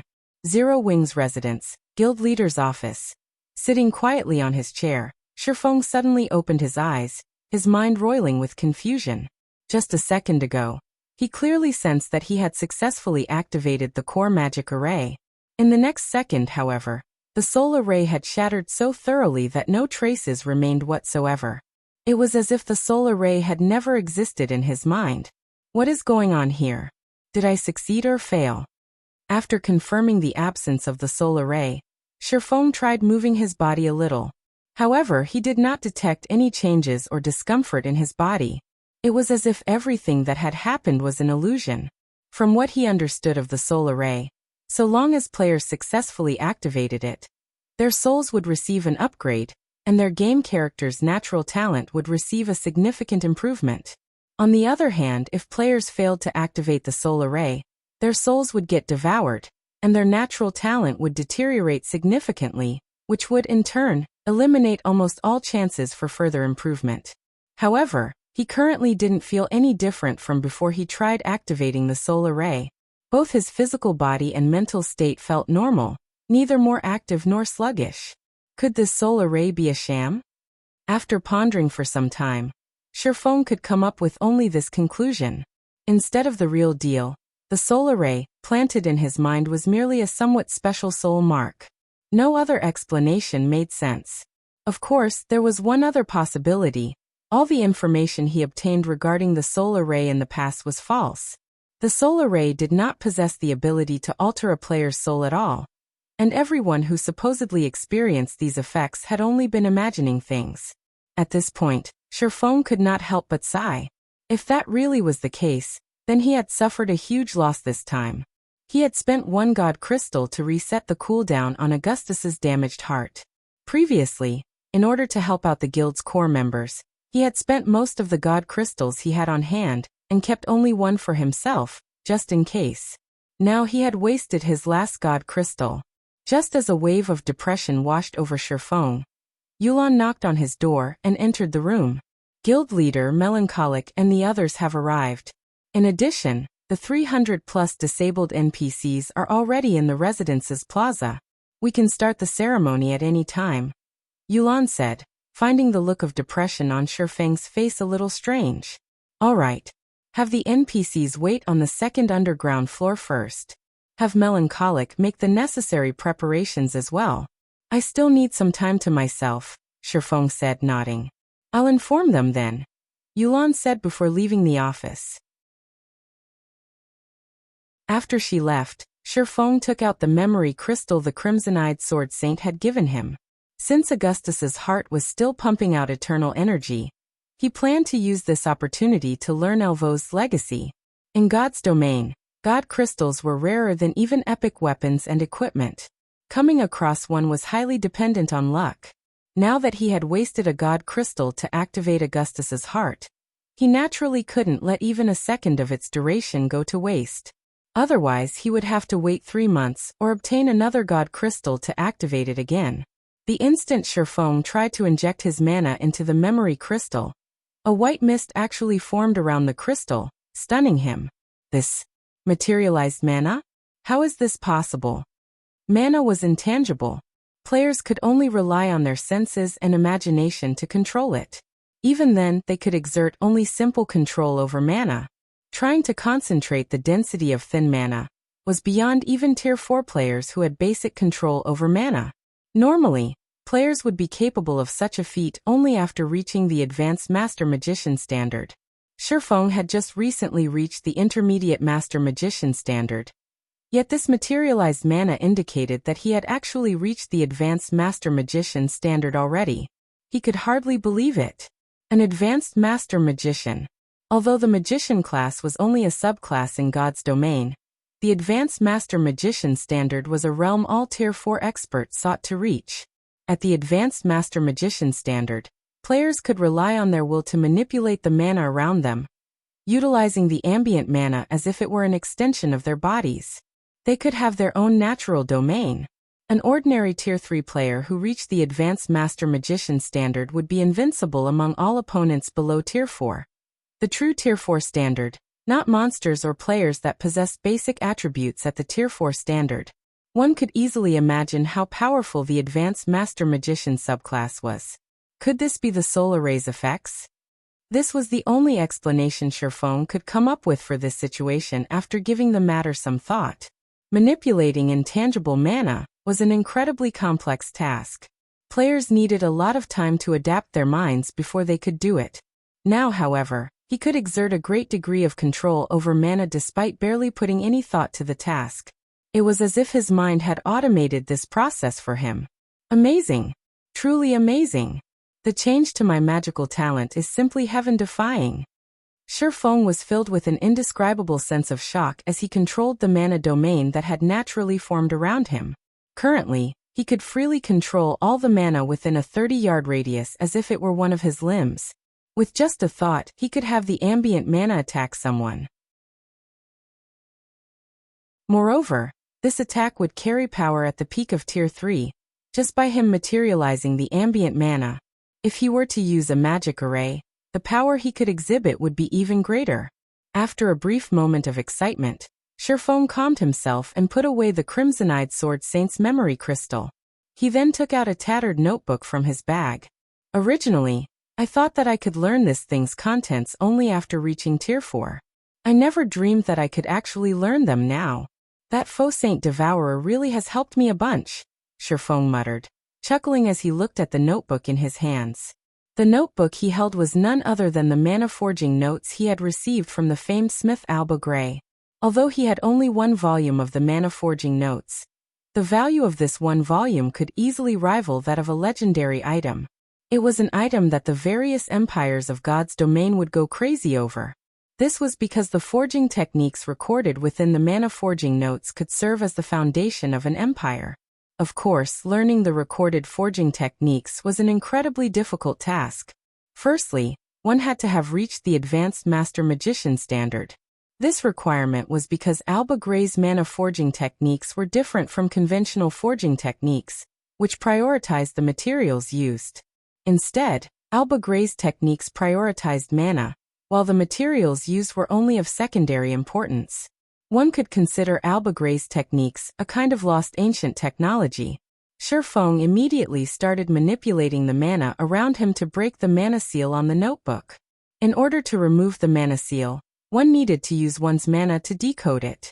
Utilizing brute force would permanently destroy the notebook's contents. The mana seal consisted of 27 magic arrays, every one of which was at the basic Grandmaster standard. The degree of precision one needed to have when decoding these magic arrays was akin to threading a needle. Only those capable of freely manipulating mana would succeed in lifting the mana seal. This was also the reason why Feng had left the mana forging notes sitting inside his bag all this time. 1 array, 2 arrays, 3 arrays. After working on the mana seal for more than 2 hours, Feng finally decoded the last magic array on the mana forging notes.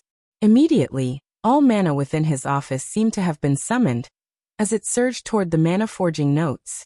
This mana then transformed into texts and images that flowed into his brain. For a time, Feng felt as if his head would explode. Read latest chapters at Wuxia World. The amount of information contained within the mana forging notes was comparable to that of the small mobile fortress design. If not for his concentration having reached the Tier 4 standard already, he would have most definitely lost consciousness. The information transfer continued for 20 minutes.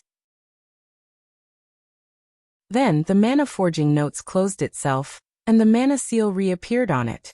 As for Feng, he slumped back in his chair, his complexion indescribably pale. However, despite his miserable state, his eyes sparkled with joy and shock. Before Feng could snap out of his daze, he suddenly received a call request from Yulan. Guild leader, we just received news that the Faux Saint Monster army is currently crossing Starmoon Kingdom's borders. Rough estimates put its numbers at over 4 million. We have also spotted some of Saint's Hand's members among the monsters, Yulan reported anxiously. They're finally here? Feng revealed a faint smile on his face when he heard Yulan's words. Have Melancholic and the others ready the materials. I'll head over immediately.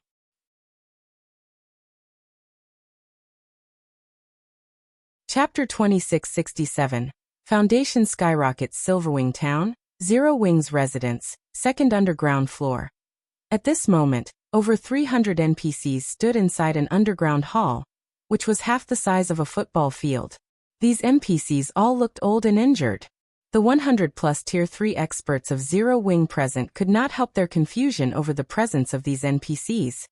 With the situation outside so tense already, why did the guild leader gather us here instead of having us prepare for battle?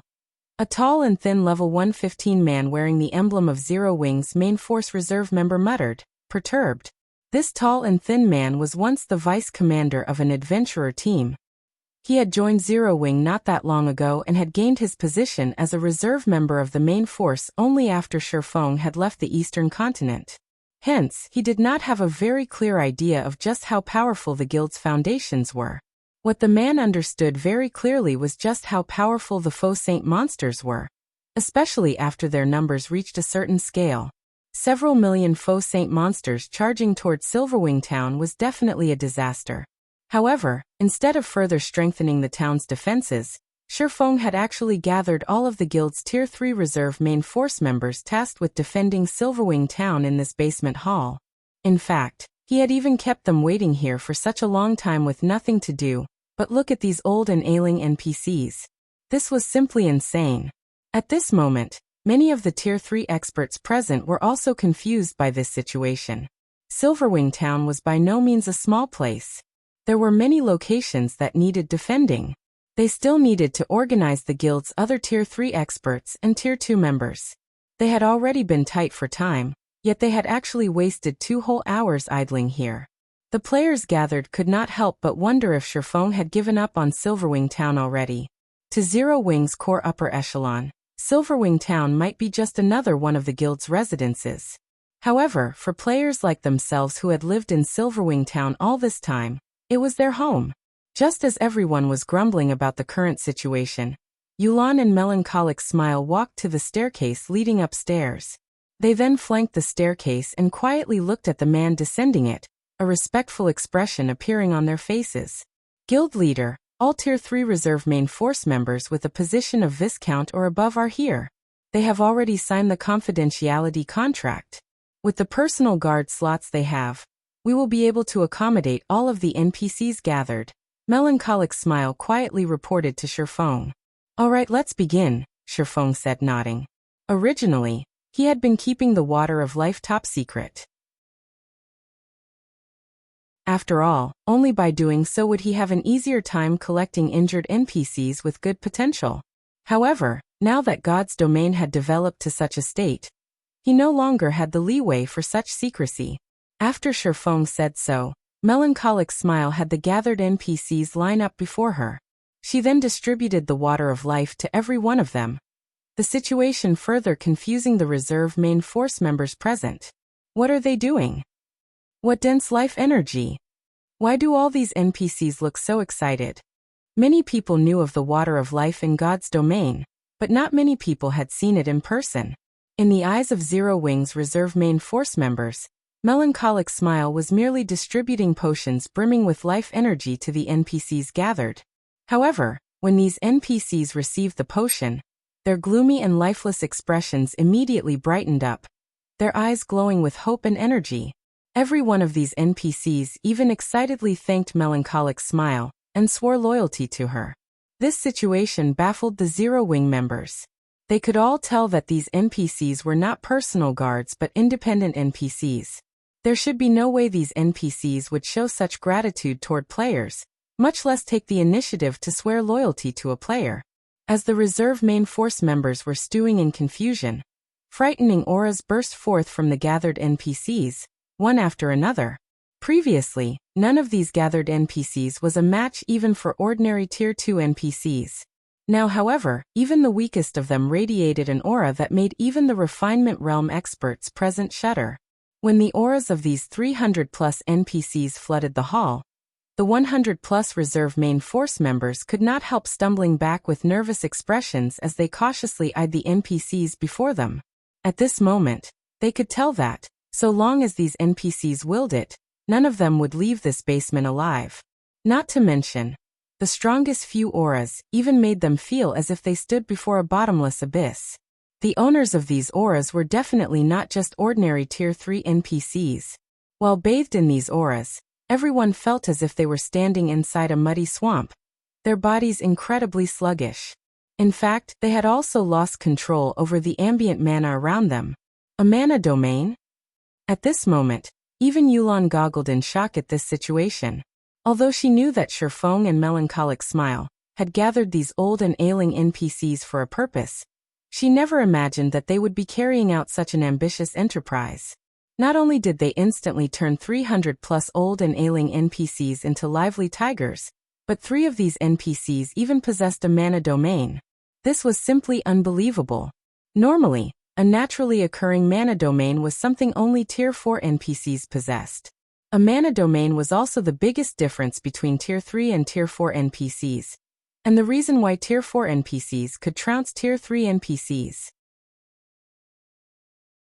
It was also because of this mana domain that Saint's Hand had never dared stretch their hands toward Silverwing Town. After all, Silverwing Town had the protection of the Magic King Craig Midlands, who had already been promoted to Tier 4. In front of the Magic King, Tier 3 players would be one-shot kills. Now, out of the 300+ NPCs present, there were actually 3 NPCs with a mana domain. This meant that these 3 NPCs were only one short step away from Tier 4. Amazing! The harvest this time is massive. Faux himself was surprised by this outcome. Although there were no Tier 4 NPCs in the batch of recovered NPCs this time, just gaining 3 Tier 3 NPCs with a mana domain was plenty amazing already. After all, so long as these 3 NPCs received sufficient resources, reaching Tier 4 should be a shoo-in. Moreover, aside from these 3 NPCs, the quality of the other 300-plus NPCs was considerably good as well. Of the other 300-plus NPCs, 1 actually possessed growth potential at the Dark Gold rank, 11 at the Fine Gold rank, 151 at the Secret Silver rank, and the rest at the Mysterious Iron rank. In God's domain, NPCs that possess growth potential at the Fine Gold rank or above could only be found by luck. Aqua Rose had already swept through the old and ailing NPCs of numerous countries once. The fact that they could obtain so many NPCs at the Dark Gold and Fine Gold standard in the second batch was truly incredible. After all, any random Tier 3 NPC at the Fine Gold rank could suppress current Tier 3 domain realm experts. Even the various superpowers would not possess more than a handful of such existences. Now Zero Wing had just gained 15 of such NPCs. Moreover, 3 of them possessed a mana domain, of which 2 were at the Fine Gold rank and 1 was at the Dark Gold rank. If the various superpowers were to learn of this haul, they would definitely die of envy. Meanwhile, after a brief moment of silence in the hall, Faux turned his gaze toward the reserve main force members assembled before him. Alright, stop daydreaming. Line up according to the number assigned to you and start signing a contract with these NPCs, Faux said with a clap of his hands. Feng's words triggered an uproar among the gathered players. Crap. Is this for real? Even the weakest among these NPCs is at the Mysterious Iron rank, right? We can contract these NPCs as our personal guards? Everyone felt as if they were in a dream when they heard Feng's words. The fact that the guild could recruit so many powerful NPCs was already plenty amazing. Now, however, they were being told that they could have these NPCs as their personal guards. They couldn't believe their ears. The various first-rate guilds treated even Mysterious Iron guards as family heirlooms. Normally, only the guild elders would have the qualifications to contract such NPCs as personal guards. As for Secret Silver guards, they belong to the guild leader and grand elders. Everyone else should not even think of obtaining them. Now, however, Zero Wing was actually letting mere reserve members of its main force contract with Mysterious Iron guards and above. This situation was even more fabulous than if the guild had granted every one of them a level 100+ epic weapon. However, in no time at all, everyone snapped out of their daze and dashed forward to line up before Faux. As for the distribution of the NPCs, Faux first granted every player in line a Secret Silver NPC. As for the 2 Dark Gold NPCs, he assigned Melancholic Smile and Yulan 1 each. He also granted both of them and Liangjing 1 Fine Gold NPC each. This way, the 3 of them would no longer have to worry about their security when traveling around God's domain. As for the remaining Fine Gold NPCs, he assigned them to the 11 people in line who had made the most contributions to the guild. Upon seeing this, the other Zero Wing members inevitably grew envious. That was a Fine Gold guard they were talking about. With the strength of a Fine Gold guard, one would not have to worry even when coming across a 100-man, Tier 3 team. In fact, the Tier 3 team would most likely try to avoid the Fine Gold guard. This is wonderful. With the addition of these personal guards, we should have no problem withstanding the Faux Saint monster's attack. Yulan breathed out a sigh of relief when the distribution of the personal guards was over. Although Silverwing Town was only an advanced town, Zero Wing had invested plenty of resources and funds into its development.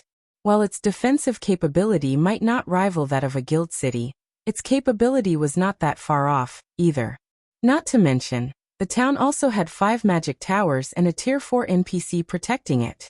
With the addition of so many Tier 3 personal guards, there shouldn't be any problem defending Silverwing Town from the Faux Saint monsters. Withstand? Faux shook his head at Yulan's sigh. Sneering, he continued, since they dare to come, then they shouldn't think of leaving anymore. After saying so, Faux tasked Yulan and Melancholic Smile with arranging Silverwing Town's defenses. As for himself, he made his way to Silverwing Town's Town Lord's mansion. Inside the control room of the Town Lord's mansion, Faux took out 600 mana stones and arranged them above the core magic array. The mana forging notes recorded plenty of powerful items. However, the highlight of the volume he received from Alba Grey was a special magic array capable of strengthening other magic arrays to whole new heights. Read latest chapters at Wuxia World. EU. Of course, this improved strength did not come for free. The strengthening would triple the consumption of the target magic array. The target magic array would also take longer to recover naturally. However, compared to the possible benefits, this was a small price to pay. When Faux finished drawing the special magic array using the mana stones, a crimson pillar suddenly emerged from the core magic array, following which, the sound of a system announcement suddenly entered Faux's ears. System: Silverwing Town has met the qualifications for promotion to a basic city. Do you wish to promote it to a basic city?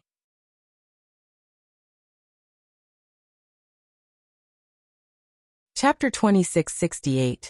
Siege Battle at Silverwing Town. The town can be promoted, just like that? Faux was surprised as he looked at the notification window at the corner of his vision. Although Silverwing Town was developing rapidly, and its promotion to a basic city was only a matter of time, its attaining the promotion qualifications so soon caught him unawares. He never thought that there would be such a benefit to strengthening a town's core magic array. The defense of a basic city was significantly more substantial than that of an advanced town. The number of NPC guards one could hire would also undergo a qualitative transformation. This boost was especially advantageous for strongholds located in the Orc Empire. Recently, more and more players had started operating in the Orc Empire. Due to the very low number of player strongholds there, any stronghold that could ensure the safety of its players would become extremely popular, which would, in turn, guarantee its rapid development. However, despite receiving this unexpected boon, Faux did not choose to promote Silverwing Town yet. Instead, he focused on the crimson light pillar that had appeared at the center of the room. He then took out piles of magic crystals and started channeling the mana of the light pillar into Silverwing Town's various magic arrays. While upgrading Silverwing Town now would indeed raise its defensive capability by a significant margin, doing so would come at a great price. All the players inside the town would be teleported out of the town during the promotion process. With the Faux Saint army approaching, there was simply no time to upgrade Silverwing Town. Otherwise, Zero Wings members might have to fight the millions of Faux Saint monsters without the help of the city's defensive structures. Moreover, now that he had strengthened Silverwing Town's core magic array, its performance would surpass even that of the core magic arrays of ordinary basic cities. There was simply no need to take such a big risk. The rampaging mana inside the hall started flowing into the core magic array, together with the mana the magic crystals released. The core magic array then directed this mana into the various magic arrays throughout Silverwing Town, reinforcing them. 3 arrays, 6 arrays, 9 arrays. As Silverwing Town's magic arrays got strengthened one after another, the town's ambient mana changed. By the time half of Silverwing Town's magic arrays were strengthened, a layer of red mist had appeared above the town, enveloping it completely. Quick look. Why is there a red mist above the town? What's going on? Is this Zero Wings doing? It's highly possible. The ambient mana seems to have become slightly wilder. So long as we use this mana, the power of our skills and spells should increase substantially. With this, we should have an easier time repelling the Faux Saint army. The players in Silverwing Town quickly noticed the changes to the town's mana, and could not help discussing them. Many of the adventurer team members preparing for battle relaxed slightly. Silverwing Town was one of the few player strongholds in the Orc Empire that were open to independent players. Hence, many independent players had decided to support Zero Wing against the approaching Faux Saint army. In addition, Zero Wing had also set up a contribution system for the players participating in the town's defense. Through this system, players could earn contribution points and exchange these points for rewards. Hence, even more independent players had chosen to stay and fight for Silverwing Town. It seems Black Flame isn't completely unprepared for this upcoming battle. Illusory Words, who currently stood on the town's wall, sighed in relief when she saw the red mist covering the town. After seeing Faux's previous performance against the Faux Saint Devourer, Crimson Emperor had decided to go all out in helping Zero Wing defend Silverwing Town. However, Illusory Words wasn't confident of success. After all, the Faux Saint monsters were simply too many. Moreover, even the weakest Faux Saint monster was at the Great Lord rank. The most they could do was persevere against the Faux Saint monster's assault. That was right. Persevere. With their current forces, repelling the Faux Saint army would be impossible. All they could do was persevere. Fortunately, Sherfeng had killed the Faux Saint Devourer. With this, even the strongest Faux Saint monster remaining would be only at the Grand Lord rank. Silverwing Town's defensive magic array would have no problem tanking the hits of Grand Lords. Meanwhile, so long as they ensured the continuous replenishment of the energy reserves of the town's defensive magic array before they got depleted, the Faux Saint monsters would not be able to take even a single step into Silverwing Town. With the intellect of those Faux Saint monsters, they wouldn't bother wasting too much time on a single task. After seeing that they couldn't break through the town's defensive magic array even after several days, they would naturally retreat. It seems Black Flame has quite a few tricks up his sleeves. He's actually able to make the town's mana go berserk. With this, the strength of the town's defensive magic array should have increased by quite a bit. While the town's defensive magic array has indeed been improved, it will still need to withstand all those Faux Saint destroyers. You should know that Faux Saint monsters have destroyed NPC cities before. What can a guild town possibly do against an army of them? The various superpowers members hidden inside the town disdained the transformation to Silverwing Town's mana. They also considered Sherfeng very foolish. While the performance of the town's defensive magic array had indeed improved significantly, there was still a limit to the magic array's energy reserves. Faced with the attacks of tens of thousands of Grand Lord-ranked Faux Saint destroyers, how long could the magic array's energy reserves possibly last? Even the defensive magic arrays of NPC cities had fallen swiftly before the Faux Saint monsters. In fact, many of these NPC cities also had a large number of level 150 NPC guards, and a level 180, tier 3 magistrate to defend them. In the end, the Faux Saint monsters still managed to drain the defensive magic array's energy reserves and destroyed the cities. Shortly after Silverwing Town's transformation, news of it quickly reached the Fire Dragon Empire's Flame Dragon City. Interesting. Since he's able to agitate the mana of a town to increase the performance of the town's defensive magic array, it seems he didn't offend those Faux Saint monsters in Saint's hand without any forethought. A smirk appeared on Cold Shadow's face when she read the report she just received. What a pity. This development might have posed a problem for those Faux Saint monsters in Saint's hand a few days ago, but it is futile now. After Cold Shadow said so, she turned her gaze to the video livestream playing before her.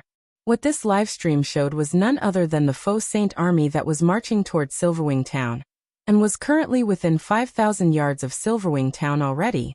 The monsters were so numerous that they covered all the land around Silverwing Town. From what she could see, there were easily more than 100,000 Faux Saint destroyers there, almost double the initial projections.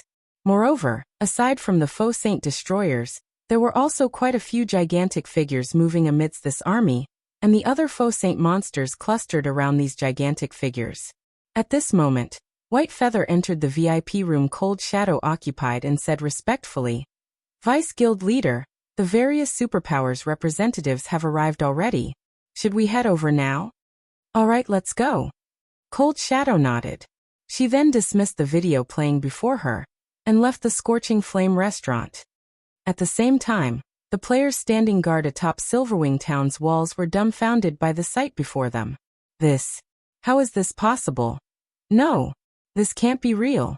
This must be a joke. When the players standing on the walls looked at the massive army before them, despair and reluctance overwhelmed them. 8. There were 8 mythic-ranked Faux Saint Devourers.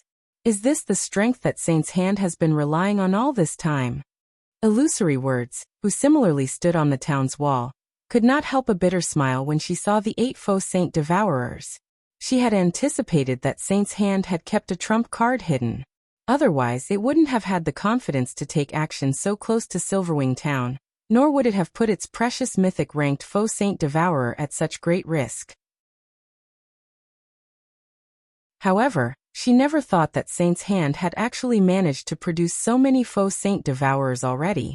At this moment, Even the various spectating superpowers were stunned by this situation. Too strong. The Faux Saint army boasted not only over 100,000 Faux Saint destroyers, but also 8 Faux Saint devourers. With such a force, let alone destroying Silverwing Town, even capturing one of Starmoon Kingdom's main cities wouldn't be a problem.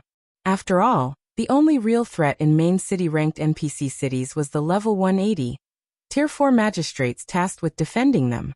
As for the remaining level 150 NPCs that were at Tier 2 or Tier 3, while they did pose a problem, they weren't undefeatable. At the same time, several thousand players wearing the guild emblem of Saint's Hand were hiding in a forest several thousand yards away from Silverwing Town. Among them, 1,000 magical class players were currently drawing a gigantic and complex magic array, which constantly drew on the ambient mana and reduced its density. Black Flame. I'll show you just how foolish your previous actions are, and make you regret everything you've done. Thousand Eyes, who currently radiated an extremely weak aura, sneered as he looked at the Silverwing Town displayed on the magic mirror before him. No, I should say that you won't even have time to regret. Your Silverwing Town will turn to dust before you know it. Read latest chapters at Wuxia World. Meanwhile, inside Silverwing Town's Town Lord's mansion, while Feng was quietly inspecting the performance of the town's strengthened magic arrays through the core magic array, Yulan burst into the room with an ugly expression on her face. Guild leader, according to the information we received from the walls, aside from over 100,000 Faux Saint destroyers, the Faux Saint army this time also has 8 Faux Saint devourers, Yulan said in a grim tone as she gazed at Feng. It might be fine if only 1 or 2 Faux Saint devourers had appeared. At that time, they could simply have Craig Midlands take action. However, the appearance of 8 Faux Saint devourers completely messed up their plans. With so many Faux Saint devourers attacking, it wouldn't matter even if Feng transformed into a black dragon again. They're here. Seeing the grim look on Yulan's face, Feng said calmly, "Let's go take a look then."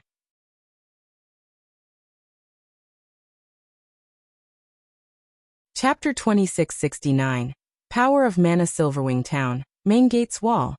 Currently, a large number of players were trying to squeeze their way up to the top of the wall, which was over a dozen meters high, to get a better look at the Faux Saint army. However, when these players arrived on top, every one of them found the scene that greeted them shocking. The Faux Saint monsters were so numerous that their figures dotted the land all the way to the horizon. Moreover, even the weakest among them was a level 110 Great Lord.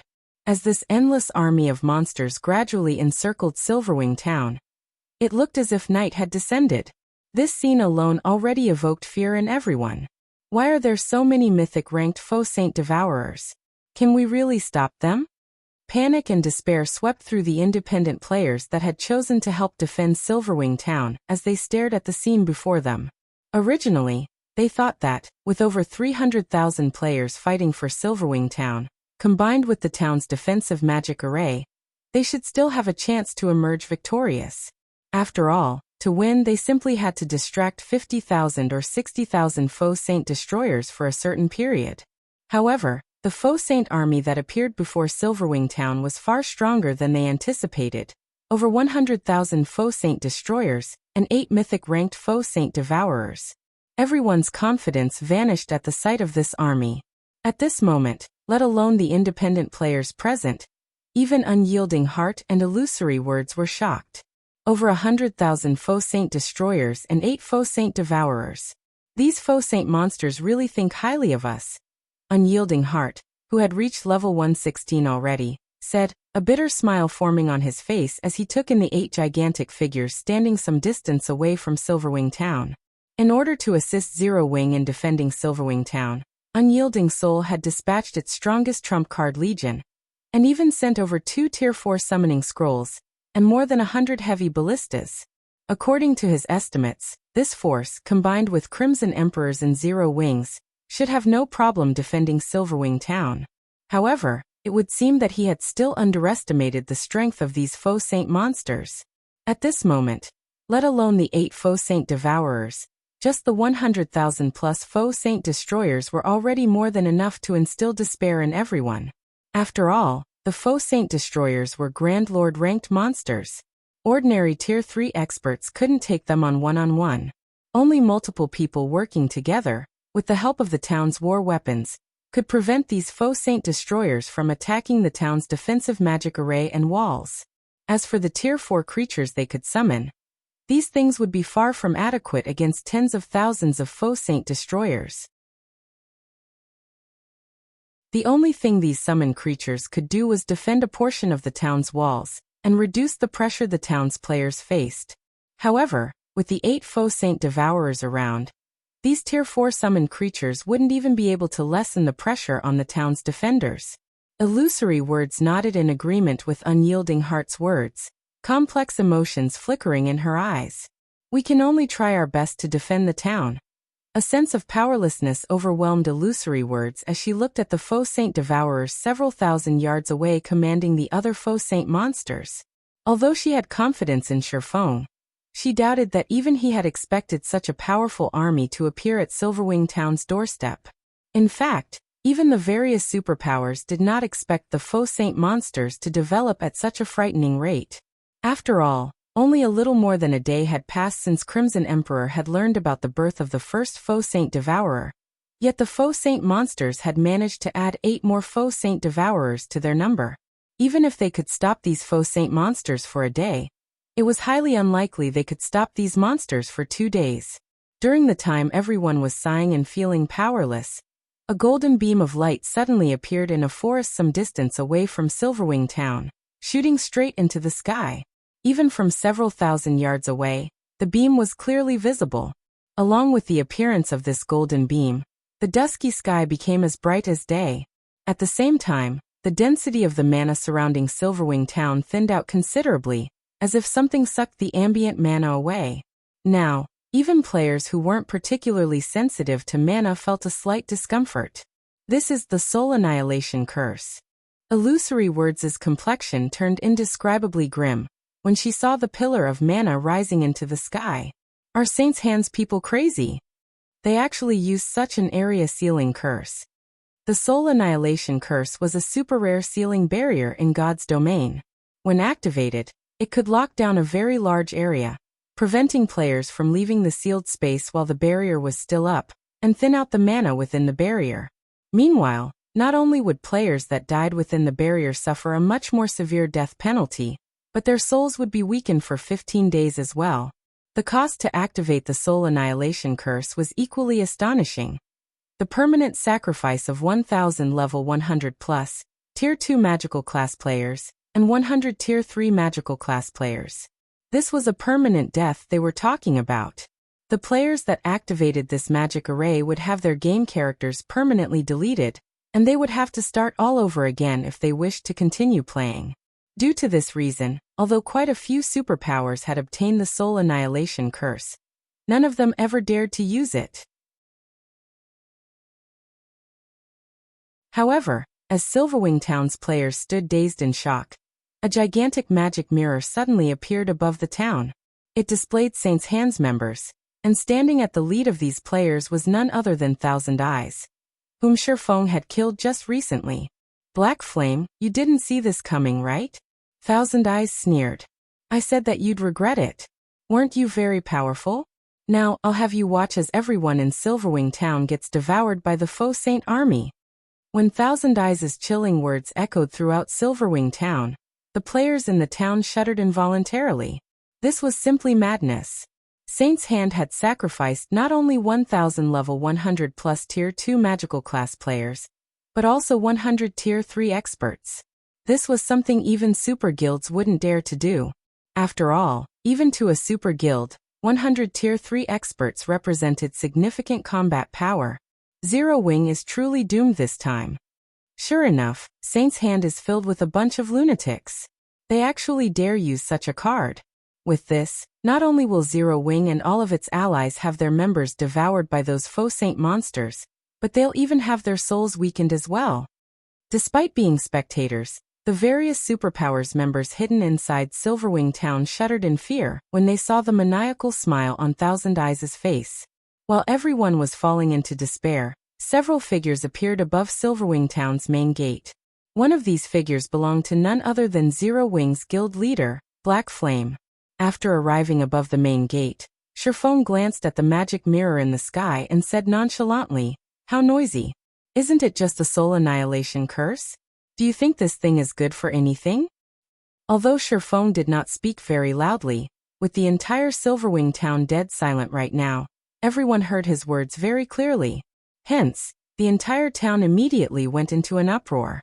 No one ever thought that even after things had developed to such a point, Faux would still dare to provoke Thousand Eyes. Was he so eager to die? Is he tired of living? Pretending to be calm? We'll see how he continues pretending. I'm guessing that Black Flame must have realized the hopelessness of the situation, and is merely sassing to get the load off his chest. When the various Superpowers members saw Feng's calm expression and heard his bold claim through their magic mirrors, they could not help scoffing. The soul annihilation curse itself indeed did not pose any direct threat to players. However, the millions of Faux Saint monsters standing outside the town were definitely a nightmare for all players. You think it's useless? In that case, let's see if this soul annihilation curse is really useless or not, once the Faux Saint army starts attacking. Thousand Eyes said. Instead of getting angry at Feng's words, he started chuckling instead. As soon as Thousand Eyes finished speaking, the Faux Saint monsters surrounding Silverwing town promptly charged forward. When the army of millions advanced, it looked as if a tsunami was sweeping across the land. The earth shattered underfoot, and explosions kept reverberating through the air. Everyone inside Silverwing town gasped at the sight. Some Tier 3 experts even retreated unconsciously. Read latest chapters at Wuxia World. You so noisy. Feng pointed a finger at 3 Faux Saint Devourers charging amidst the army. Immediately, the 5 magic towers spread across Silverwing town, each released a crimson beam that converged in the middle of the town before shooting into the sky. Before anyone could react, a gigantic, crimson beam descended upon the Faux Saint army. The instant the crimson beam made contact, the earth shattered. Immediately afterward, the crimson beam expanded into the surroundings until it covered a 300-yard radius. When the beam disappeared, almost everything within the AoE had vanished without a trace.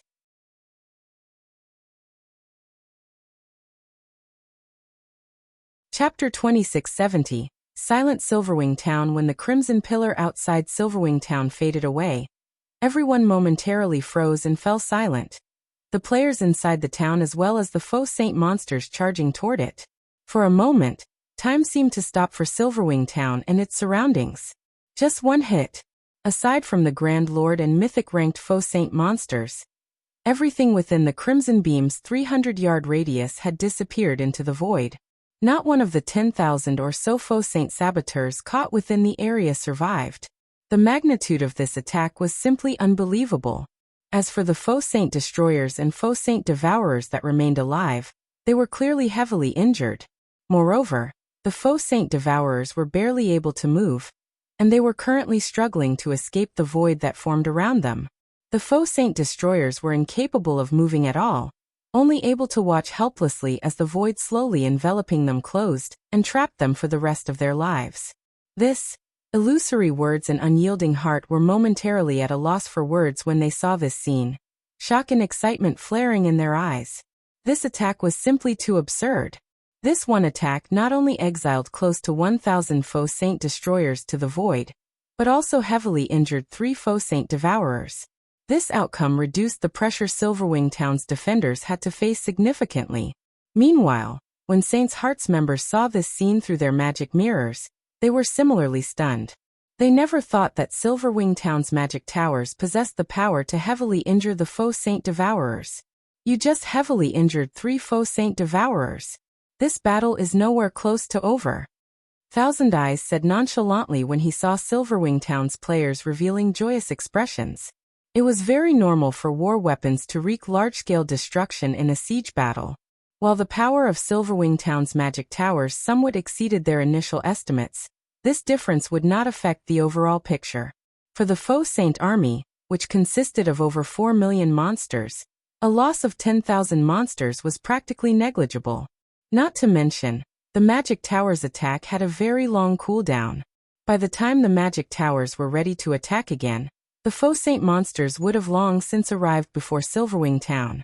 Moreover, the Faux Saint army went berserk because of the Magic Tower's attack. After the 5 remaining Faux Saint Devourers let loose angry roars, the other Faux Saint monsters resumed charging at Silverwing Town with even greater ferocity, their speed at least 20% faster than before. Upon seeing this, the defending players standing atop Silverwing Town's walls could not help growing nervous. The Magic Tower's combined attack was indeed astonishing, but the Faux Saint monsters, which had managed to instantly fill the gap in their battle formation, were even more astonishing. These monsters made it seem as if the previous attack never happened at all. All ballistas and turrets, prepare to fire. Aim for the densest locations as much as possible. When the Faux Saint army resumed its advance with even greater vigor, Unyielding Heart, who had commanded dozens of large-scale battles, immediately shouted out the necessary orders. At his behest, Silverwing Town's defenders promptly recovered from their fear and prepared to attack. All magical units, start chanting your incantations. Make sure those destroyers don't get close to the walls. Similarly, Illusory Words commanded the magical class players standing atop the walls to prepare their spells. Afterward, she started chanting a Tier 3 curse of her own. As commands were issued one after another, the nervous and frightened defenders also gradually stabilized their emotions. For a time, the defenders watched quietly as the Faux Saint army closed in. 1,300 yards. 1,200 yards. 1,000 yards. Fire! Unyielding Heart shouted. Immediately, hundreds of ballistas and dozens of arrow towers and defense turrets launched their attacks simultaneously, the firing sounds echoing throughout the town. In the next moment, several hundred blazing streaks of light descended on the Faux Saint army like a meteor shower, the attacks shaking the ground and kicking up dust and dirt. Tens of thousands of Faux Saint monsters were also sent flying into the air, and huge craters formed wherever the attacks landed. The sight was simply spectacular. However, contrary to everyone's expectations, the Faux Saint army did not falter in the slightest. In no time at all, the endless Faux Saint monsters filled in the gaps created by the war weapons attacks, the madness of the Faux Saint monsters surpassing everyone's expectations. Reload and aim for the vanguard. Unyielding Heart shouted, a frown forming on his face when he saw this scene. Although he had long since expected this to happen, he still could not help his shock when actually witnessing it.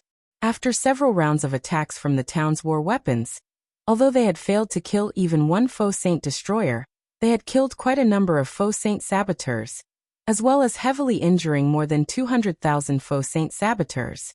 Unfortunately, compared to the Faux Saint army in its entirety, this number was still insignificant. In the next moment, the first wave of Faux Saint monsters arrived within 100 yards of Silverwing Town's walls.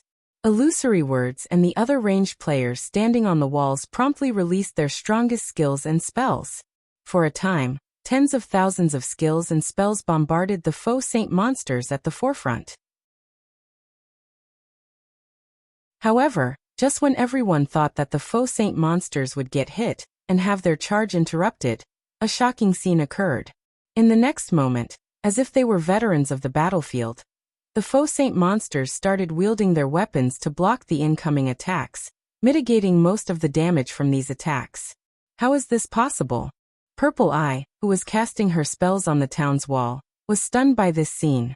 These Faux Saint monsters had even blocked a large portion of the attacks launched by Tier 3 experts.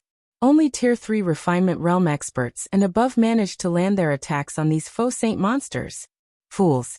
Do you think the Faux Saint monsters before you are the same as those you met a few days ago? Thousand Eyes sneered as he looked at Silverwing Town's defenders. Victory might be possible for Silverwing Town's players if they were going up against an army of ordinary monsters. However, they were up against the Faux Saint army. Every monster in the Faux Saint army possessed intellect surpassing that of ordinary monsters. Thousand Eyes' words immediately silenced everyone. Faced with such opponents, just how were they supposed to continue fighting? Only the attacks of the war weapons and a small number of Tier 3 experts were effective. Everyone else's were utterly useless. During the time everyone was distracted by Thousand Eyes' words, The 5 intact Faux Saint Devourers suddenly leaped toward the space above the walls. Not good. Stop them. Unyielding Heart's complexion turned indescribably grim when he saw the Faux Saint Devourers launching an attack. While the town's defensive magic array had indeed been strengthened, the Soul Annihilation Curse had thinned the ambient mana considerably, effectively nullifying the upgrade the defensive magic array had just received. Moreover, an advanced town's defensive magic array couldn't hope to withstand the attacks of several mythic monsters. Before anyone could react, 5 spears tore through space and converged on a single point on the defensive magic array. A combination combat technique? Illusory words goggled in shock at the 5 Faux Saint Devourers' attacks. The fact that the Faux Saint monsters could use combat techniques was already plenty astonishing. Now, they actually used a combination combat technique, something very few players could execute. This was simply a nightmare. Guild leader Black Flame, what a pity. I never thought that you all would fall so quickly, Thousand Eyes said, a delighted smirk appearing on his face as he looked at Faux, who had remained silent all this time. So long as Silverwing Town's defensive magic array shattered, the players inside the town would be no different from lambs to the slaughter. The Tier 4 NPC guarding the town wouldn't matter. After all, even a ferocious tiger couldn't beat a pack of wolves. Boom. A loud explosion shook the entire battlefield. The shockwave of the impact so powerful that even the Faux Saint destroyers nearby stumbled. It seems Zero Wing is really doomed now. When the various superpowers spectating members saw the shattered space above the walls, they shook their heads. The Faux Saint Devourers originally already possessed extraordinary strength. Now that they had used a combination combat technique, the power of their joint attack reached the peak of Tier 4, which definitely wasn't something an advanced town's defensive magic array could block.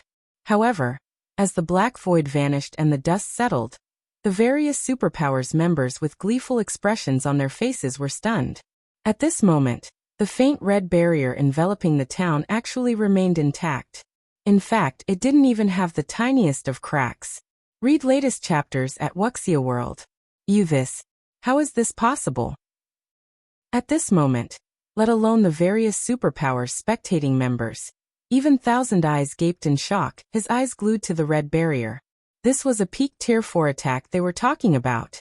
During the time the entire battlefield had fallen silent, a voice suddenly came from the town's main gate and echoed throughout the battlefield.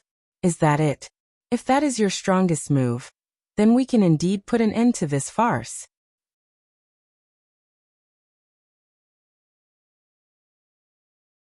Chapter 2671. Powerful Faux Saint Army. As Shifang's words echoed throughout the battlefield, a gigantic phantom world suddenly manifested in the sky above Silverwing Town. Along with the appearance of this phantom world, every Faux Saint monster in the town's vicinity had their basic attributes reduced by a significant margin, the change causing a commotion all over the silent battlefield. Too strong. So this is Zero Wing? Earlier, even 5 Faux Saint Devourers working together failed to crack the town's magic barrier. Now that every one of these Devourers has been weakened, these Faux Saint monsters should be impotent against the town's barrier for a short period. Previously, everyone had already fallen into despair over the Faux Saint army's strength. They never thought that Silverwing Town's defensive magic array would be so powerful that even a peak Tier 4 attack couldn't even scratch it. Meanwhile, so long as the town's defensive magic array remained up, the Faux Saint monsters wouldn't be able to touch any of the players inside the town. Moreover, if the defensive magic array could hold out until its energy reserves got replenished, a perfect consumption replenishment cycle could be formed. At which point, the Faux Saint army would have to give up its siege of the town even if it didn't want to. What amazing defensive capabilities! Isn't this defensive magic array already on par with the ones found in intermediate cities? At this moment, besides the independent players present, even Illusory Words and Unyielding Heart were surprised when they saw the town's defensive magic array remaining intact. The Soul Annihilation Curse had clearly thinned out the town's ambient mana by a significant margin already, so the town's defensive magic array should have likewise weakened considerably. Nonetheless, the defensive magic array had actually blocked the combination attack of 5 Faux Saint Devourers. It was simply unheard of for a town's defensive magic array to provide such a formidable defense. Now that Faux had used Miniature World, the Faux Saint Devourers shouldn't even dream of shattering the defensive magic array. Presumptuous. Thousand Eyes frowned slightly when he saw the calm look on Feng's face. You merely blocked the Faux Saint Devourer's combination attack once. The defensive magic array's energy reserve is limited. I want to see just how long you can continue acting arrogantly before the Faux Saint army's attacks. Magic arrays in God's domain needed energy to operate. Even if an attack couldn't overcome a defensive magic array's defensive threshold, it would still take a toll on the magic array's energy reserve. With the numbers and strength of the Faux Saint army, shattering the defensive magic array of a main city-ranked NPC city would be possible. Even if the entire army was debuffed by a domain skill, it still was more than sufficient to overcome a town's defensive magic array. As soon as Thousand Eyes finished speaking, the 5 Faux Saint Devourers launched another combination attack on the defensive barrier. At the same time, tens of thousands of other Faux Saint monsters also started bombarding it. Boom, boom, boom. For a time, countless explosions rang out in the space above Silverwing town. This can't go on. We need to stop their attacks. Otherwise, the defensive magic array's energy reserve won't last very long. Unyielding Heart said as he looked at the trembling barrier before him. Individually, the other Faux Saint monsters might not be a match for the Faux Saint Devourers. However, there were simply too many of them. Even if they were currently weakened, they exhausted the defensive magic array's energy reserve much faster than even the 5 Faux Saint Devourers had at full power. My side can summon 2 mythic monsters. We can use them in conjunction with the town's weapons to defend against the assault at the front gate. My side can summon 2 as well. With the strength of 4 mythic monsters, we should be able to eliminate the pressure at the front gate. That way, we can send more Tier 3 experts to support the other sides. Then, all we'd need to do is find a way to distract those 5 Devourers, and we should just barely be able to defend Silverwing town. Unyielding Heart said after giving the matter some thought. While Tier 3 players might not be capable of doing anything to the weakened Faux Saint Devourers, stopping the weakened Faux Saint Destroyers shouldn't be a problem. This situation was much better than before, when ordinary Tier 3 players were utterly helpless against the Faux Saint Devourers. However, just as Unyielding Heart and Illusory Words reached an agreement, a clear and sweet voice suddenly entered their ears. No need to waste your Tier 4 summoning scrolls. Leave the rest to us. Upon hearing this voice, Unyielding Heart and Illusory Words turned reflexively to look at its origin, surprise and confusion flashing across their eyes when they saw its owner. This was because the voice's owner was none other than Silverwing Town's manager Yulan. Currently, over 100 Tier 3 experts from Zero Wing stood behind Yulan, every one of them at least level 115. Many of them were even at the Refinement Realm standard. This scene rendered Unyielding Heart and Illusory Words speechless momentarily. While the 100-plus Tier 3 experts before the two were indeed extraordinary, they were far from enough to resolve Silverwing Town's plight. After all, just the Grand Lord-ranked Faux Saint Destroyers attacking the town numbered more than 100,000. What more the Great Lord-ranked Faux Saint Saboteurs? Besides, if these Tier 3 experts wished to stop the Faux Saint army's assault, they would have to do it beyond the town's walls and defensive magic array. Only Tier 4 summon creatures could possibly go up against so many monsters simultaneously. Tier 3 experts would simply be charging to their deaths. However, before Unyielding Heart and Illusory Words could say anything, Yulan suddenly waved her hand forward. Immediately, every one of Zero Wing's reserve main force members left afterimages as they split up and made their way toward the various sections of the town's walls. After getting into position, they jumped off the walls without hesitation. Have these Zero Wing members lost their minds? The independent players fighting above the town's walls gaped, stupefied, at the actions of Zero Wing's reserve main force members. As for the various superpowers spectating members, they too could only gape in shock at this scene. In their opinions, Faux was already plenty crazy. However, these Zero Wing members seemed to be even crazier. Even Tier 3 peak experts would not dare charge into a horde of level 120 plus Great Lord and Grand Lord ranked Faux Saint monsters. Yet these Zero Wing members, who were nowhere near the Void Realm standard, had actually done so without hesitation. What were they playing at? Fools that are tired of living. Thousand Eyes sneered when he saw Zero Wing's members jumping off the town's walls. The Faux Saint monsters might have had their basic attributes reduced, but their combat standards remained unaffected. Even the weakest Faux Saint Saboteur was not an opponent ordinary Tier 3 experts could hope to match. He could already foresee the scene of the Faux Saint monsters devouring Zero Wing's members in the blink of an eye. Read latest chapters at Wuxia World. EU in front of Silverwing Town's front gate, just as Yulan was about to come into contact with the several Faux Saint destroyers there. She suddenly took out 2 summon guard scrolls from her bag and activated them. 2 figures then emerged from the 2 dazzling summoning arrays before Yulan. One of them, an axe-wielding man with a tall and robust body, and the other, a blonde woman wielding an aquamarine staff. The instant these 2 figures appeared, 2 frightening auras swept the battlefield. Every player on the battlefield shuddered in response. In the next moment, the axe-wielding man transformed into a tornado that blocked all the Faux Saint destroyer attacks aimed at Yulan. In addition, the tornado sent several dozen Faux Saint destroyers, and over 100 Faux Saint saboteurs nearby flying over 30 yards away. In the blink of an eye, a clearing appeared before the town's front gate. As Yulan landed, the blonde woman beside her also happened to complete her spell. In the next moment, the battlefield shook as a gigantic rift up to 300 yards long opened up on the battlefield. Not only did the rift separate the Faux Saint monsters from Silverwing Town's walls, but it also devoured several thousand Faux Saint monsters, which suffered over -5 million damage each. All of this happened in just a brief moment.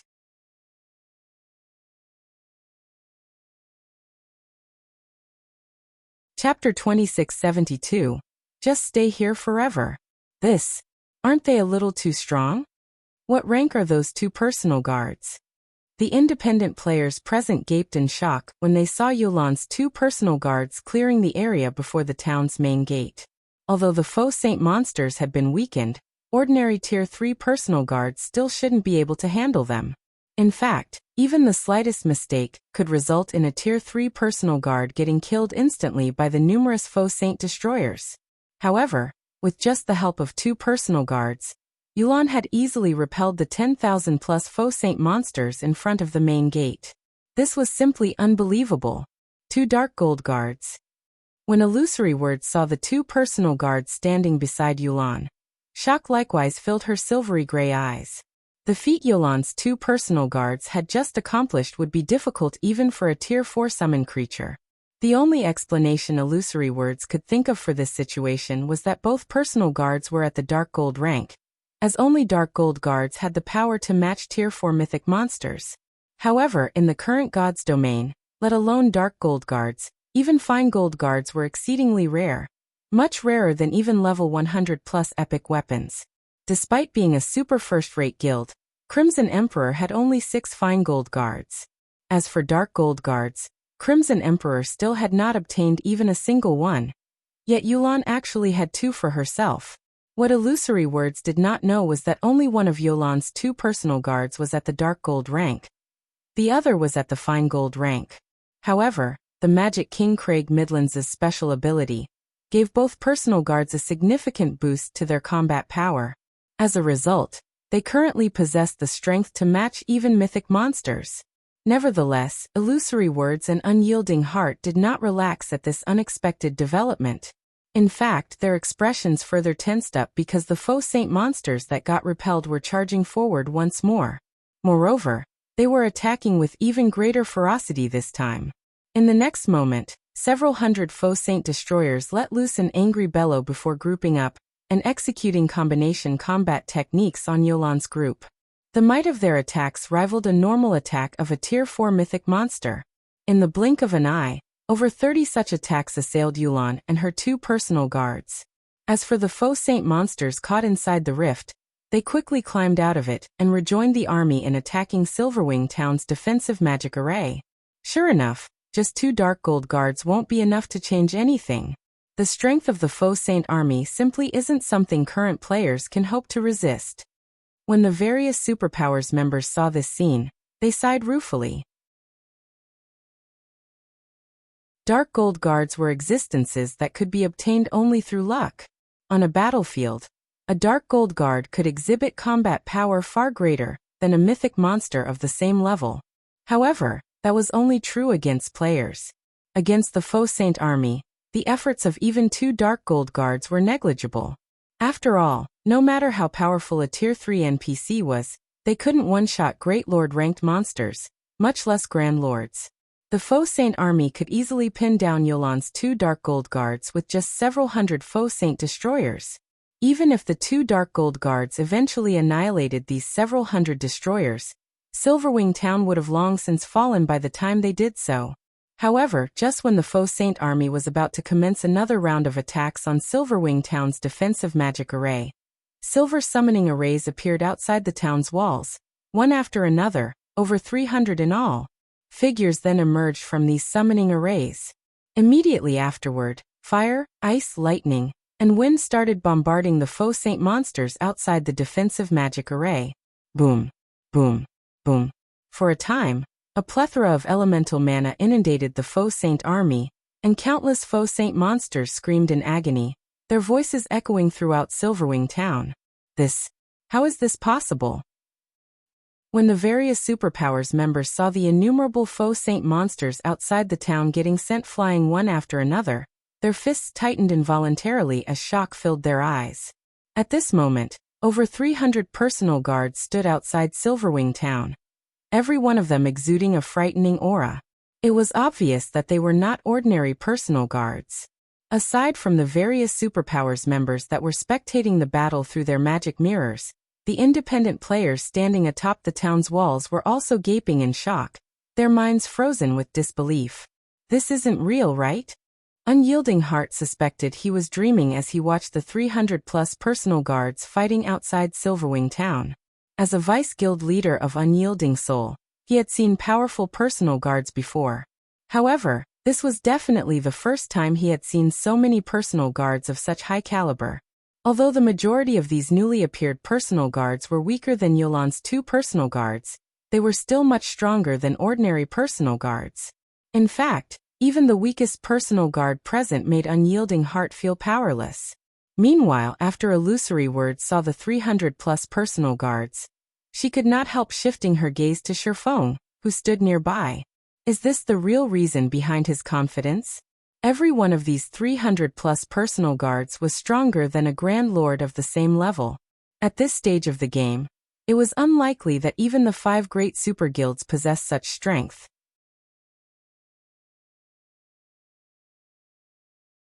It was no exaggeration to say that, so long as these 300-plus personal guards were present, Silverwing Town would not fall. While NPCs already possess basic attributes superior to players, after becoming a personal guard, they would gain an additional 10% boost to their basic attributes. Combined with the boost from the town's magic array, these Tier 3 personal guards were far stronger than the town's Tier 3 NPC soldiers. One could even say that Silverwing Town's defenses were currently stronger than even that of main city-ranked NPC cities. After all, the NPC soldiers found inside main city-ranked NPC cities were mostly Tier 2 NPCs. Only a small number were actually Tier 3 NPCs. The only advantage the NPC soldiers of NPC cities had over Zero Wing's personal guards was levels. Meanwhile, although the Faux Saint army had an overwhelming numerical advantage, and even possessed more than 100,000 Grand Lords in its ranks, Silverwing Town's magic towers were extraordinary. Now that the Faux Saint monsters couldn't attack the town's defensive magic array effectively due to the interference of Zero Wing's personal guards, they were nothing more than live targets for the magic towers and various war weapons. However, while Silverwing Town's players were rejoicing over the strength Zero Wing had just displayed, the 3 heavily injured Faux Saint Devourers had consumed a few Faux Saint Destroyers and finally recovered their strength. They immediately leaped forward and regrouped with the other 5 Faux Saint Devourers. Good. They've finally recovered. Thousand Eyes grew ecstatic when he saw this scene. Previously, Fong had caught them completely off guard and sidelined 3 Faux Saint Devourers before the fight had even begun.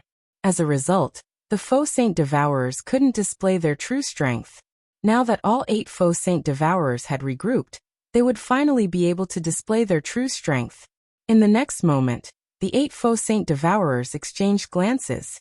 After apparently coming to a tacit agreement, all 8 Devourers hurled their spears at the defensive barrier before them. The 8 spears then converged in mid-flight, their combined power so great that it crumbled the space around them and created a black hole, which transformed everything within a 50-yard radius into a field of nothingness. The power of this attack far exceeded that of the combination attack the 5 Faux Saint Devourers executed before. Tier 5. Illusory words felt stifled when she looked at the void field the black hole created. The phenomenon the Faux Saint Devourers combination attack had created was known as void collapse, a phenomenon limited to Tier 5 attacks. Despite the debuff from Miniature World, the 8 Faux Saint Devourers had actually managed to execute an attack that reached the Tier 5 standard. An attack of such caliber could give even a main city-ranked defensive magic array a run for its money. An ordinary NPC city's defensive magic array would evaporate instantly when struck by this attack. Yet, despite knowing all of this, Illusory Words and Unyielding Soul could only watch as the Faux Saint Devourers combination attack approached Silverwing Town's defensive magic array. After all, Tier 3 players or NPCs could not hope to stop such a powerful attack.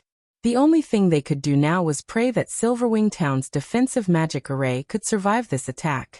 However, just when the black hole was about to reach the defensive magic array, a man clad in extravagant robes and holding a pitch-black, wooden staff suddenly appeared outside Silverwing Town.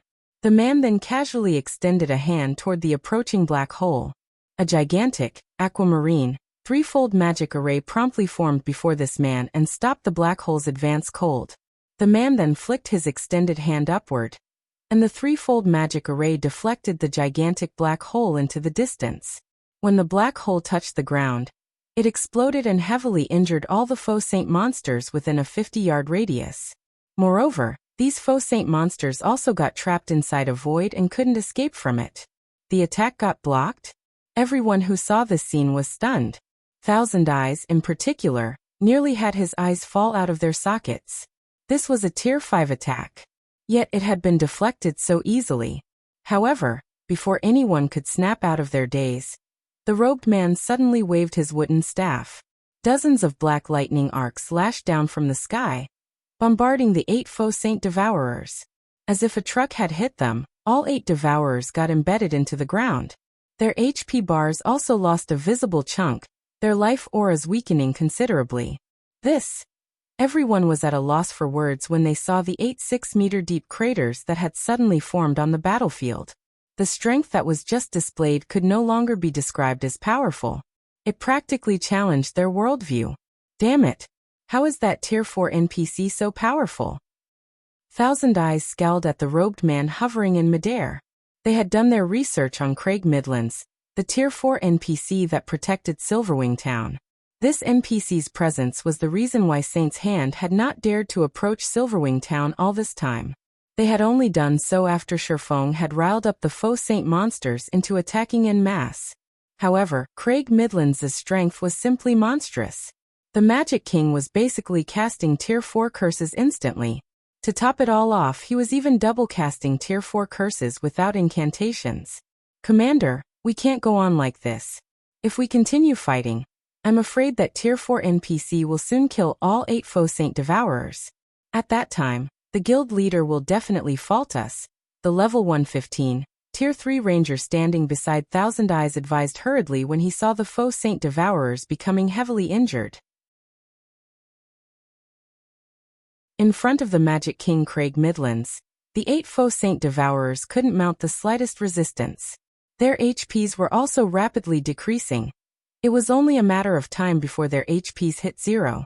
If not for Craig Midlands having his area of activity limited to Silverwing Town, he might even be able to annihilate the entire Faux Saint army single-handedly.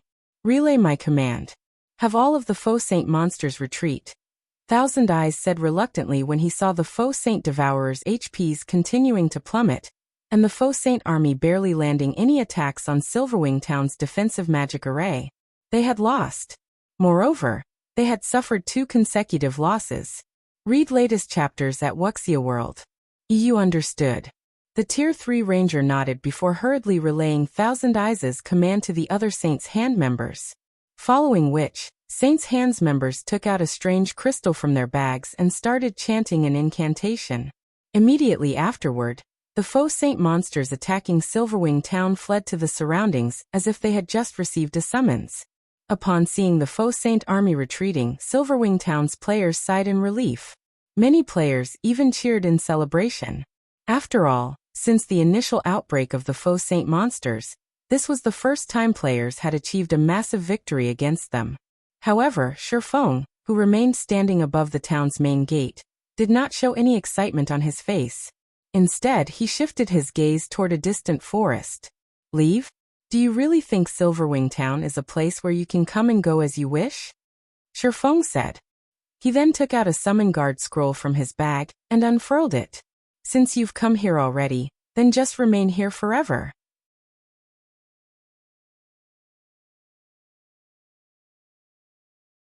Chapter 2673. Frightening Tier 4.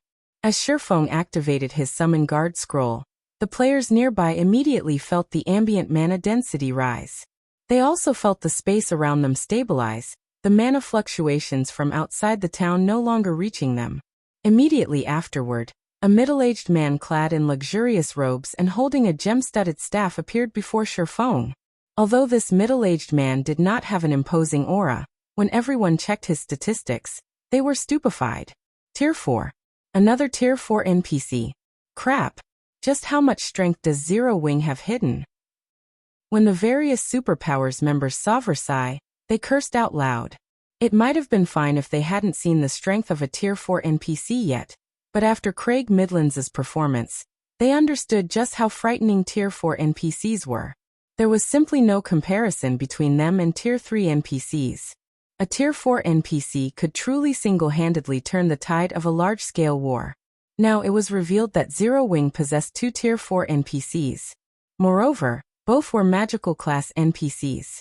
At this moment, everyone finally understood why Feng had killed Thousand Eyes and his team without hesitation back then.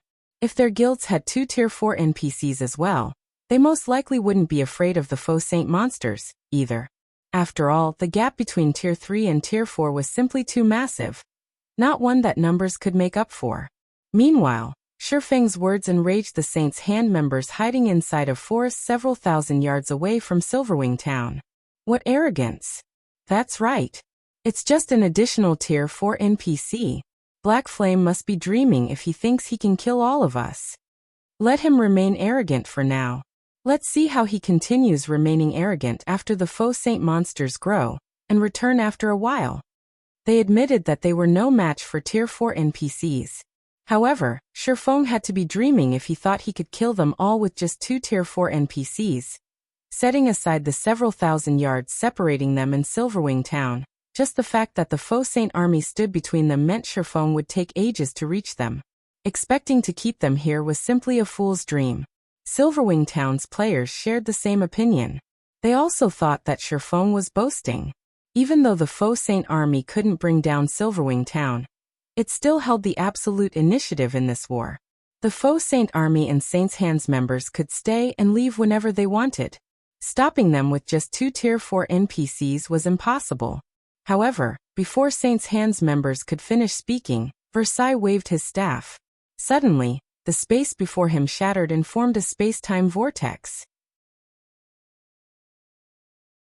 Following which, Feng and Versailles stepped into the space-time vortex and instantly arrived above the forest where Saints' Hands members were hiding, quietly overlooking these players, who were preparing to retreat.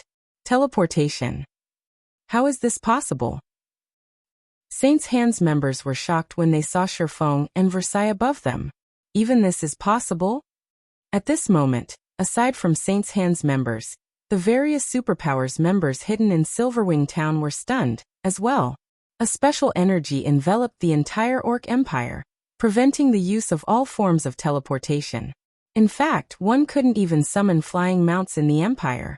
Players could rely on only carriages and land mounts to travel around, which was common knowledge for players operating within the empire.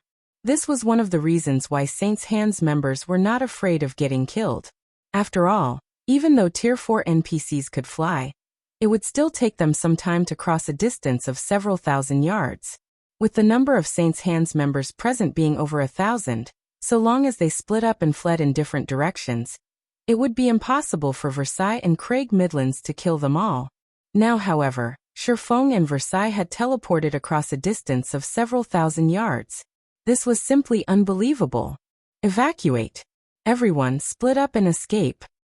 Thousand Eyes yelled with an indescribably grim expression on his face, reacting immediately to Sherfang's arrival. Currently, the entire area around Silverwing Town was under the Soul Annihilation curse. Any player that died within this sealed region would be subject to the curse. Naturally, Saint's Hands members were no exception. In order to ensure the conquest of Silverwing Town, not only did Saint's Hands sacrifice 1,000 Tier 2, level 100 plus players and 100 Tier 3 experts, but it had also dispatched over 500 Tier 3 experts, and over 1,000 Tier 2 experts capable of absorbing the strength of the Faux Saint destroyers. If every one of these players got killed now, Saint's Hand would suffer unimaginable damage. As soon as Thousand Eyes finished shouting his orders, he took out a Tier 3 flight scroll from his bag. This was an item that granted players the ability to fly for a short time. The movement speed bonus provided was also much greater than that provided by a land mount. This scroll was one of his most important life-saving items. As for the other Saint's Hand members, they promptly snapped out of their daze after hearing Thousand Eyes' reminder, and scattered in all directions, fleeing in a panic. If they died now, not only would their death penalties be doubled, but their souls would also be weakened for 15 days. Even Tier 3 experts could not afford such a penalty. After all, in the current God's domain, one would be eliminated from the front lines just for stagnating a few days. What more 15 days? You still think you can escape even now? Sherfong scoffed, his expression remaining indifferent despite seeing Saint's Hands members fleeing in all directions. As soon as Sherfong finished speaking, a ripple of mana spread out from Versailles' body, and instantly enveloped Saint's Hands members, restricting their movements. In the blink of an eye, all the Saint's Hand members found themselves immobilized. How is this possible? What is that NPC? Silverwing Town's players were stunned as they took in the scene displayed on the gigantic magic mirror hovering above the town. Craig Midlands' earlier performance had already been plenty astonishing. However, Versailles was actually outperforming him. Those were over 1,000 expert players. Moreover, many of them were even Tier 3 experts. Nevertheless, Versailles had rendered them immobile with just his mana domain. Is that really just a Tier 4 NPC? Illusory Words' mind reeled as she looked at Versailles. The fact that Craig Midlands could heavily injure 8 Faux Saint Devourers was already plenty amazing. Now Versailles was even more terrific. Just by unleashing his mana domain, the NPC had subdued over 1,000 expert players and gained full control over their lives. How could this still be considered a fight? This was basically a one-sided massacre. What Illusory Words and the others did not know was that Versailles wasn't just an ordinary Tier 4 Great Wizard, but a Tier 4 Great Wizard who had reached the world creation realm. He could create his own world within his mana domain. Unless one was at the Tier 4 standard, they wouldn't be able to resist his mana domain at all. In the next moment, Versailles swung his staff down at Saint's Hands members. Immediately afterward, a crimson magic array with a 200-yard radius appeared in midair. It attracted all the fire-type mana nearby, which coalesced into a fireball. As the fireball descended toward the ground, it continuously grew until it was the size of a mountain. Saint's Hands members and Silverwing Town's players all fell silent as they took in the fireball. For a time, it was as if time had frozen for everyone. Black Flame. Just you wait. You cannot stop the Faux Saint army. It is only a matter of time before the Faux Saint army destroys Zero Wing. Seeing the descent of the gigantic fireball, Thousand Eyes turned to glare at Sherfong like a maniac. At the same time, he also kept ridiculing Sherfong for overestimating himself. The Faux Saint army will have to be able to grow first in order to do that. Feng retorted nonchalantly to Thousand Eyes' maniacal laughter.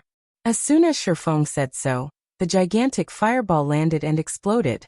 Boom. Endless flames instantly spread across the forest, incinerating every one of Saint's Hand's members. Along with the deaths of Saint's Hand's members, the originally retreating Faux Saint army went berserk. With bloodshot eyes, every Faux Saint monster on the battlefield charged at Feng. Let's return, Feng said to Versailles. Nodding respectfully in response, Versailles opened another space-time vortex and teleported back to Silverwing Town with Feng. Only after Feng arrived back at Silverwing Town's main gate did the players there snap out of their daze. Everyone then turned to stare at Feng in amazement. He got the job done just like that? Looking at Feng's calm demeanor, it looked as if he had just taken a stroll through his backyard. Those were more than 1,000 expert players. However, Feng had simply trampled over them like they were a bunch of ants. With such strength in his grasp, even if the various superpowers Tier 3 experts banded together, they would be helpless to do anything against Zero Wing. Faux Saint Army? It was nothing but a joke. Meanwhile, after Feng returned to Silverwing Town, aside from the 8 heavily injured Faux Saint Devourers that were still desperately trying to escape, the other Faux Saint monsters resumed attacking Silverwing Town like crazy. However, by this time, everyone understood that Zero Wing would definitely annihilate the Faux Saint army in the end. After all, even if the Faux Saint Devourers could escape the Magic King, they wouldn't be able to escape Versailles. As for the other Faux Saint monsters, they were merely live targets for Silverwing Town's magic towers and Zero Wing's personal guards. Fire Dragon Empire, Flame Dragon City, Fire Dragon Auction House. Currently, the upper echelons of nearly 20 superpowers had assembled inside the Fire Dragon Auction House. This was a gathering of unprecedented scale in the entire Fire Dragon Empire. At this moment, the Tier 3 experts of these superpowers had also surrounded the auction house, preventing unaffiliated players from entering the building. However, despite being barred entry, a huge crowd of players, including the upper echelons of first-rate guilds and top adventurer teams, still waited outside the building. Every one of these players was very concerned about the results of the alliance discussion this time. After all, this alliance discussion could very well change the power structure of the entire Eastern continent. If they did not pay attention to the results of this meeting, they might end up getting eliminated from God's domain without knowing the reason. Read latest chapters at Wuxia World. Meanwhile, inside the top-floor meeting room of the Fire Dragon Auction House, over 100 Tier 3 peak experts or above were currently seated at a round table. The combined aura these experts release would deter even Domain Realm experts from messing around. Currently, however, all of these experts were looking at the woman seated at the head of the table with respectful looks on their faces. White Feather, who stood behind the chairwoman, leaned forward and said quietly, "Vice Guild Leader, the various superpowers upper echelons are all here." In response, Cold Shadow nodded and said, "All right, let's begin."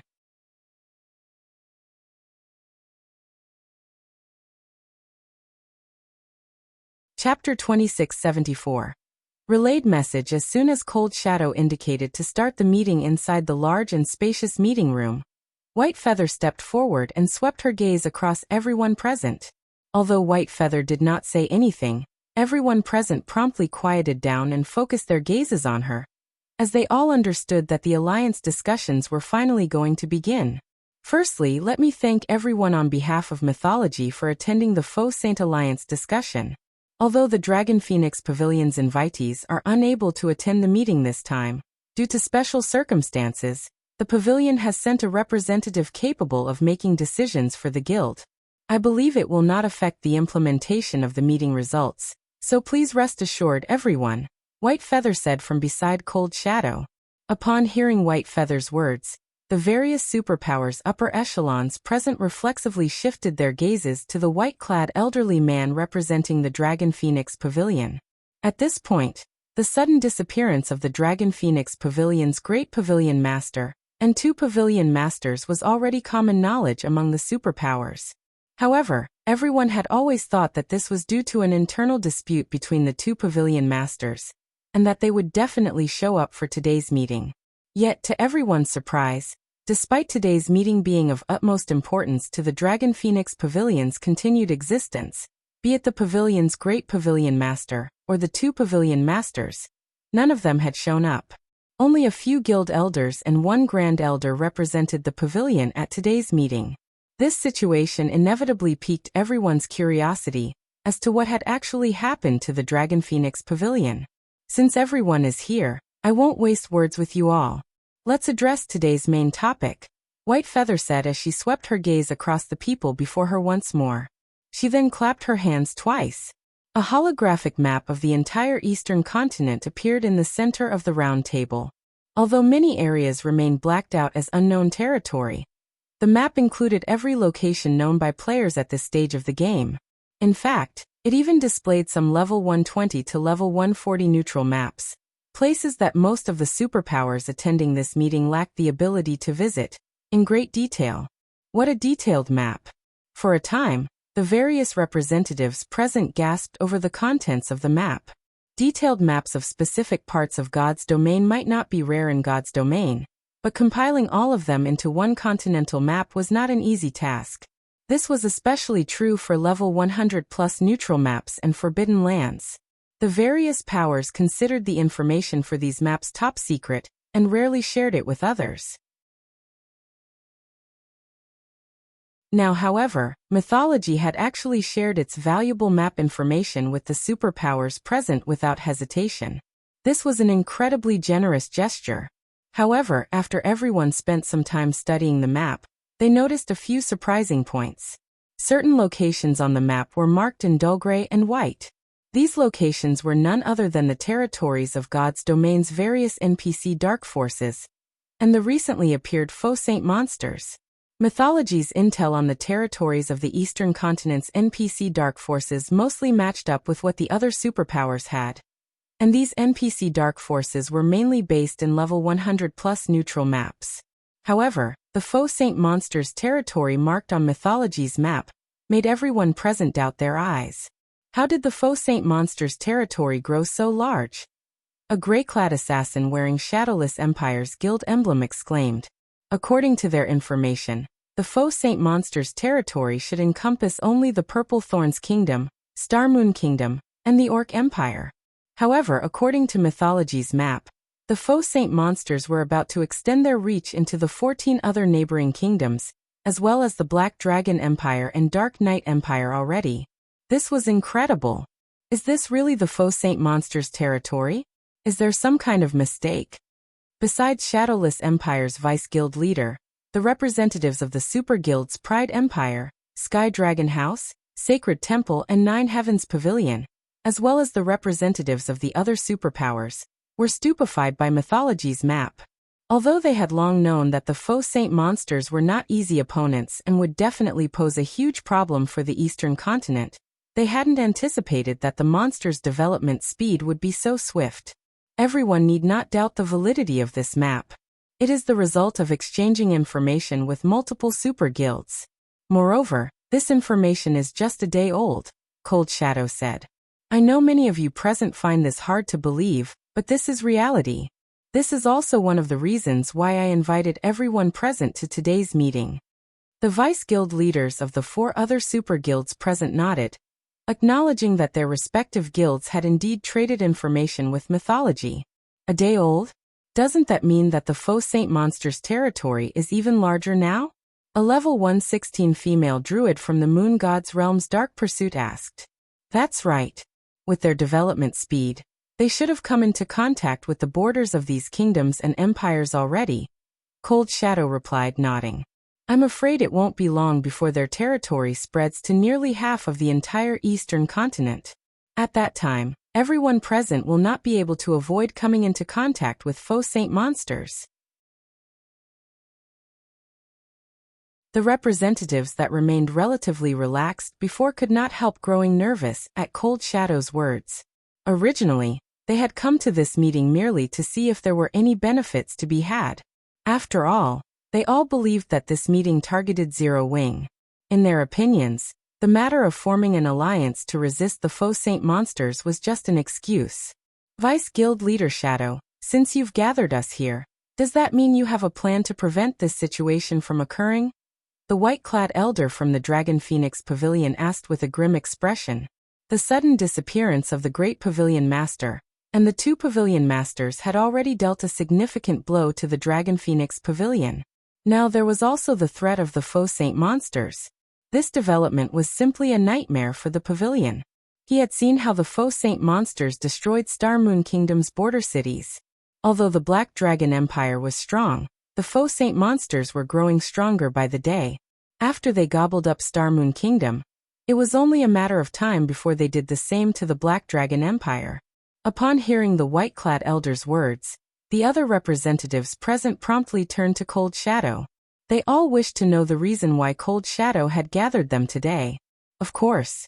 Otherwise, I wouldn't have invited everyone to come. Cold Shadow replied, nodding. Her lips curling up, she continued. I believe everyone already knows by now how powerful the Faux Saint monsters are. It is simply impossible for us to stop these monsters from spreading their influence. Hence, before today's meeting, I formed a partnership with Saint's Hand's guild leader. A partnership? Everyone perked up their ears at Cold Shadow's words. The guild known as Saint's Hand was not foreign to those present. They also knew very clearly that Saint's Hand possessed tools that prevented the Faux Saint monsters from attacking players. In fact, the guild even had a tool that could surely prevent the Faux Saint monsters from attacking guild towns and cities. However, until this day, Saint's Hand had never shown any willingness to partner with other powers. The most it was willing to do was sell some of these tools at exorbitant prices. The conditions of the partnership are very simple. All we need to do is collaborate to take down Stone Forest City. At that time, not only will Saint's Hand sell us a stronghold barrier that can prevent the Faux Saint monsters from attacking the towns and cities the barrier is set up in, but everyone present will also get some of Stone Forest City's shares as well as a number of residential slots in the Freedom Hotel. Cold Shadow said, smiling. When Cold Shadow finished speaking, the eyes of the various representatives present glistened. Even if Cold Shadow had not mentioned partnering to take down Stone Forest City, they already had plans to do so. After all, Stone Forest City was simply too amazing. What made Stone Forest City amazing wasn't its location in a level 100 neutral map, but the city's Freedom Hotel. After experiencing the Freedom Hotel's effects, practically every expert belonging to the various superpowers wished to have their own room there. That way, they would be able to not only accumulate the double EXP buff rapidly, but also expel much more quickly the foreign energies corroding their bodies. Having a room of their own would drastically increase their leveling speed. Moreover, depending on the quality of the room one rented in the Freedom Hotel, one could even train in the Freedom Hotel's excellent environment and achieve extraordinary results. At this point, the main reason why Stone Forest City was able to continue flourishing in Zero Wing's hands was the Freedom Hotel. Otherwise, the city would have long since fallen due to Starlink and the various superpowers' constant harassment. If they could secure Stone Forest City for themselves, not only would they have a better assurance against the Faux Saint monsters, but they would even gain residential slots in the Freedom Hotel. This was definitely killing two birds with one stone.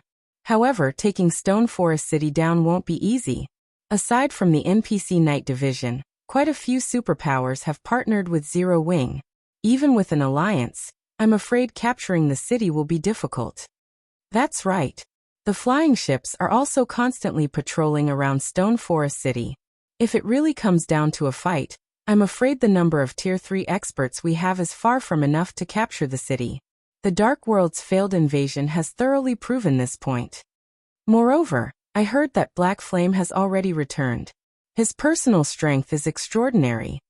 Although many of the representatives present showed interest in Cold Shadow's plan, some representatives also shook their heads and expressed their worries. The fact that the various superpowers desired Stone Forest City was old news. However, it was precisely because they were incapable of dealing with Zero Wing's NPC Night Division that they had chosen to whittle down Zero Wing's economy in secret instead of taking direct action. Although Cold Shadow had brought this matter out into the open, the crux of the problem remained unchanged. Black Flame's return is indeed a problem, but he already has problems protecting himself. I believe you all should know about this. Moreover, aside from us, the Dark World's various powers will take action as well. After all, their hatred for Zero Wing has never subsided. They merely lack the opportunity to take action. When the time comes, the Dark World side will attack the teleportation gate in full force to lure Zero Wing's Night Division away, while our side will attack Stone Forest City. Even if the Night Division is powerful, it can't defend two locations simultaneously, Cold Shadow said. Moreover, Saint's Hand will take part in the attack. It will even bring some Faux Saint monsters to help. Those NPC knights might be powerful when going up against players, but their performance will drop when going up against the Faux Saint monsters. At Cold Shadow's mention of the Faux Saint monsters, the various representatives present sucked in a deep breath. By this time, the strength of the Faux Saint monsters had already been deeply ingrained into their hearts. These monsters simply weren't opponents players could handle. If an army of them attacked, even NPC cities would fall, let alone a measly guild city. Moreover, according to the intel they obtained, mythic-ranked Faux Saint Devourers had already appeared in the ranks of Faux Saint monsters. Once these Faux Saint Devourers reached a certain number, even main city-ranked NPC cities were likely to fall. Read latest chapters at Wuxia World. Right then, however, the various representatives present suddenly received message notifications, one after another, the synchrony of these messages making their arrival seem pre-planned. Following which, the originally excited venue suddenly fell deathly silent. Feather, what happened? When Cold Shadow saw everyone sinking into a daze, she automatically turned to White Feather for the reason for everyone's reactions. Just what kind of information did everyone receive that stunned them so much? They lost. The Faux Saint army and Saint's Hand's forces that went to attack Silverwing town lost. White Feather exclaimed, her eyes filled with shock and horror as she looked at Cold Shadow. Moreover, it was a tragic defeat. Every Faux Saint monster and Saint's Hand member that went to Silverwing town died.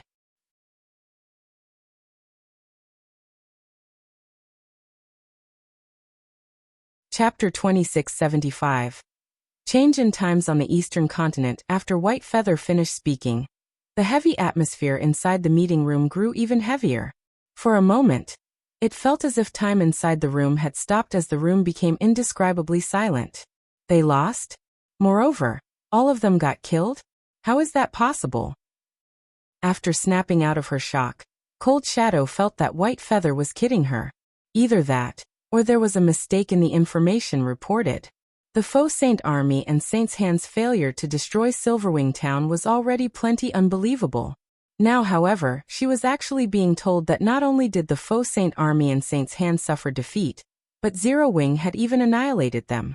She would rather believe that Zero Wing had instantly destroyed a superpower than this nonsense. After all, over 4 million Faux Saint monsters had marched on Silverwing town.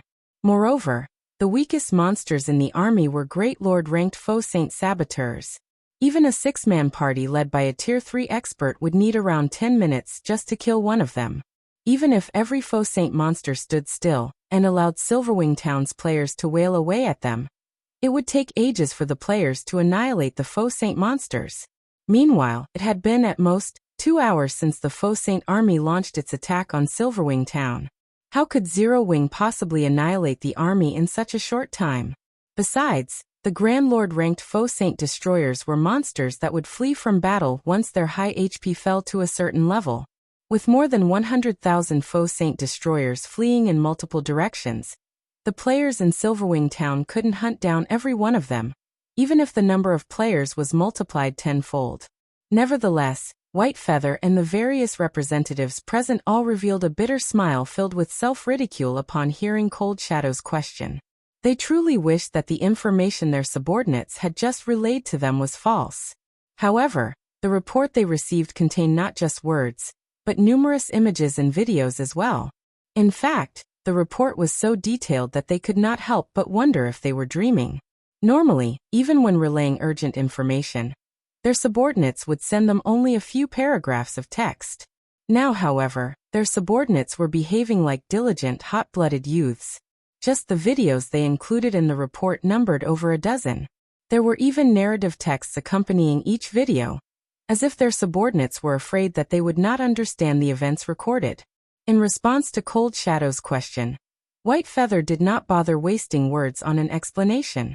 Instead, she forwarded the report her subordinate sent her to Cold Shadow.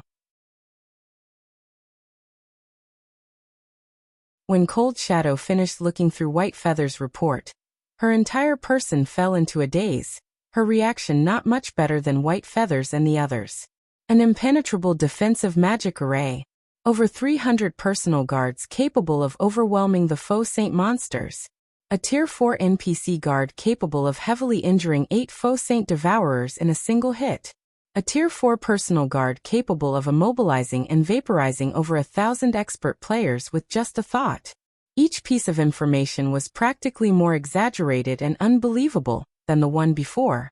If not for Cold Shadow being certain that Saint's hand aimed to annihilate Zero Wing, and knowing that the Faux Saint army marching to Silverwing Town was real, she would have thought that Saint's hand had joined hands with Zero Wing to toy with her. Meanwhile, aside from the superpowers attending the Alliance discussion, the various powers all over the Eastern continent were also in an uproar. So this is Zero Wing's true strength? Amazing! It's no wonder Black Flame thought nothing of Thousand Eyes' threat, and even killed him directly. With such strength, who could possibly take down Silverwing Town? A Tier 4 personal guard? It seems times are going to change on the Eastern continent. The various powers of God's domain had never thought that the Faux Saint army would fail to destroy Silverwing Town, much less suffer such an overwhelming defeat. However, rather than the Faux Saint army's defeat, what truly shocked the various powers was the strength of Tier 4 NPCs, or rather their gross misjudgment of the strength of Tier 4 NPCs.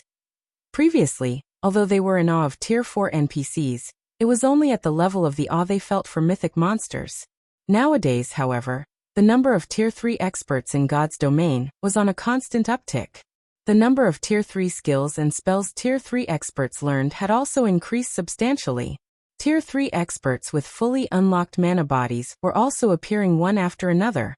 Hence, expert players that possess combat power approaching the Tier 4 standard were no longer as rare as before. In fact, killing level 100+ mythic monsters had already become a normal occurrence for players in the current God's domain. Hence, no one felt much awe toward Tier 4 NPCs anymore. They all thought that Tier 4 NPCs were no longer anything special. At most, they were just slightly stronger than mythic monsters, and could play a relatively significant role only in small-scale battles, and not affect the big picture at all. However, after watching Craig Midlands' and Versailles performances, the various powers realized that they had been sorely mistaken. Let alone being capable of affecting the big picture of God's domain, everything below Tier 4 was basically an ant before Tier 4 NPCs. The number of Tier 3 players or monsters that Tier 4 NPCs had to face did not matter.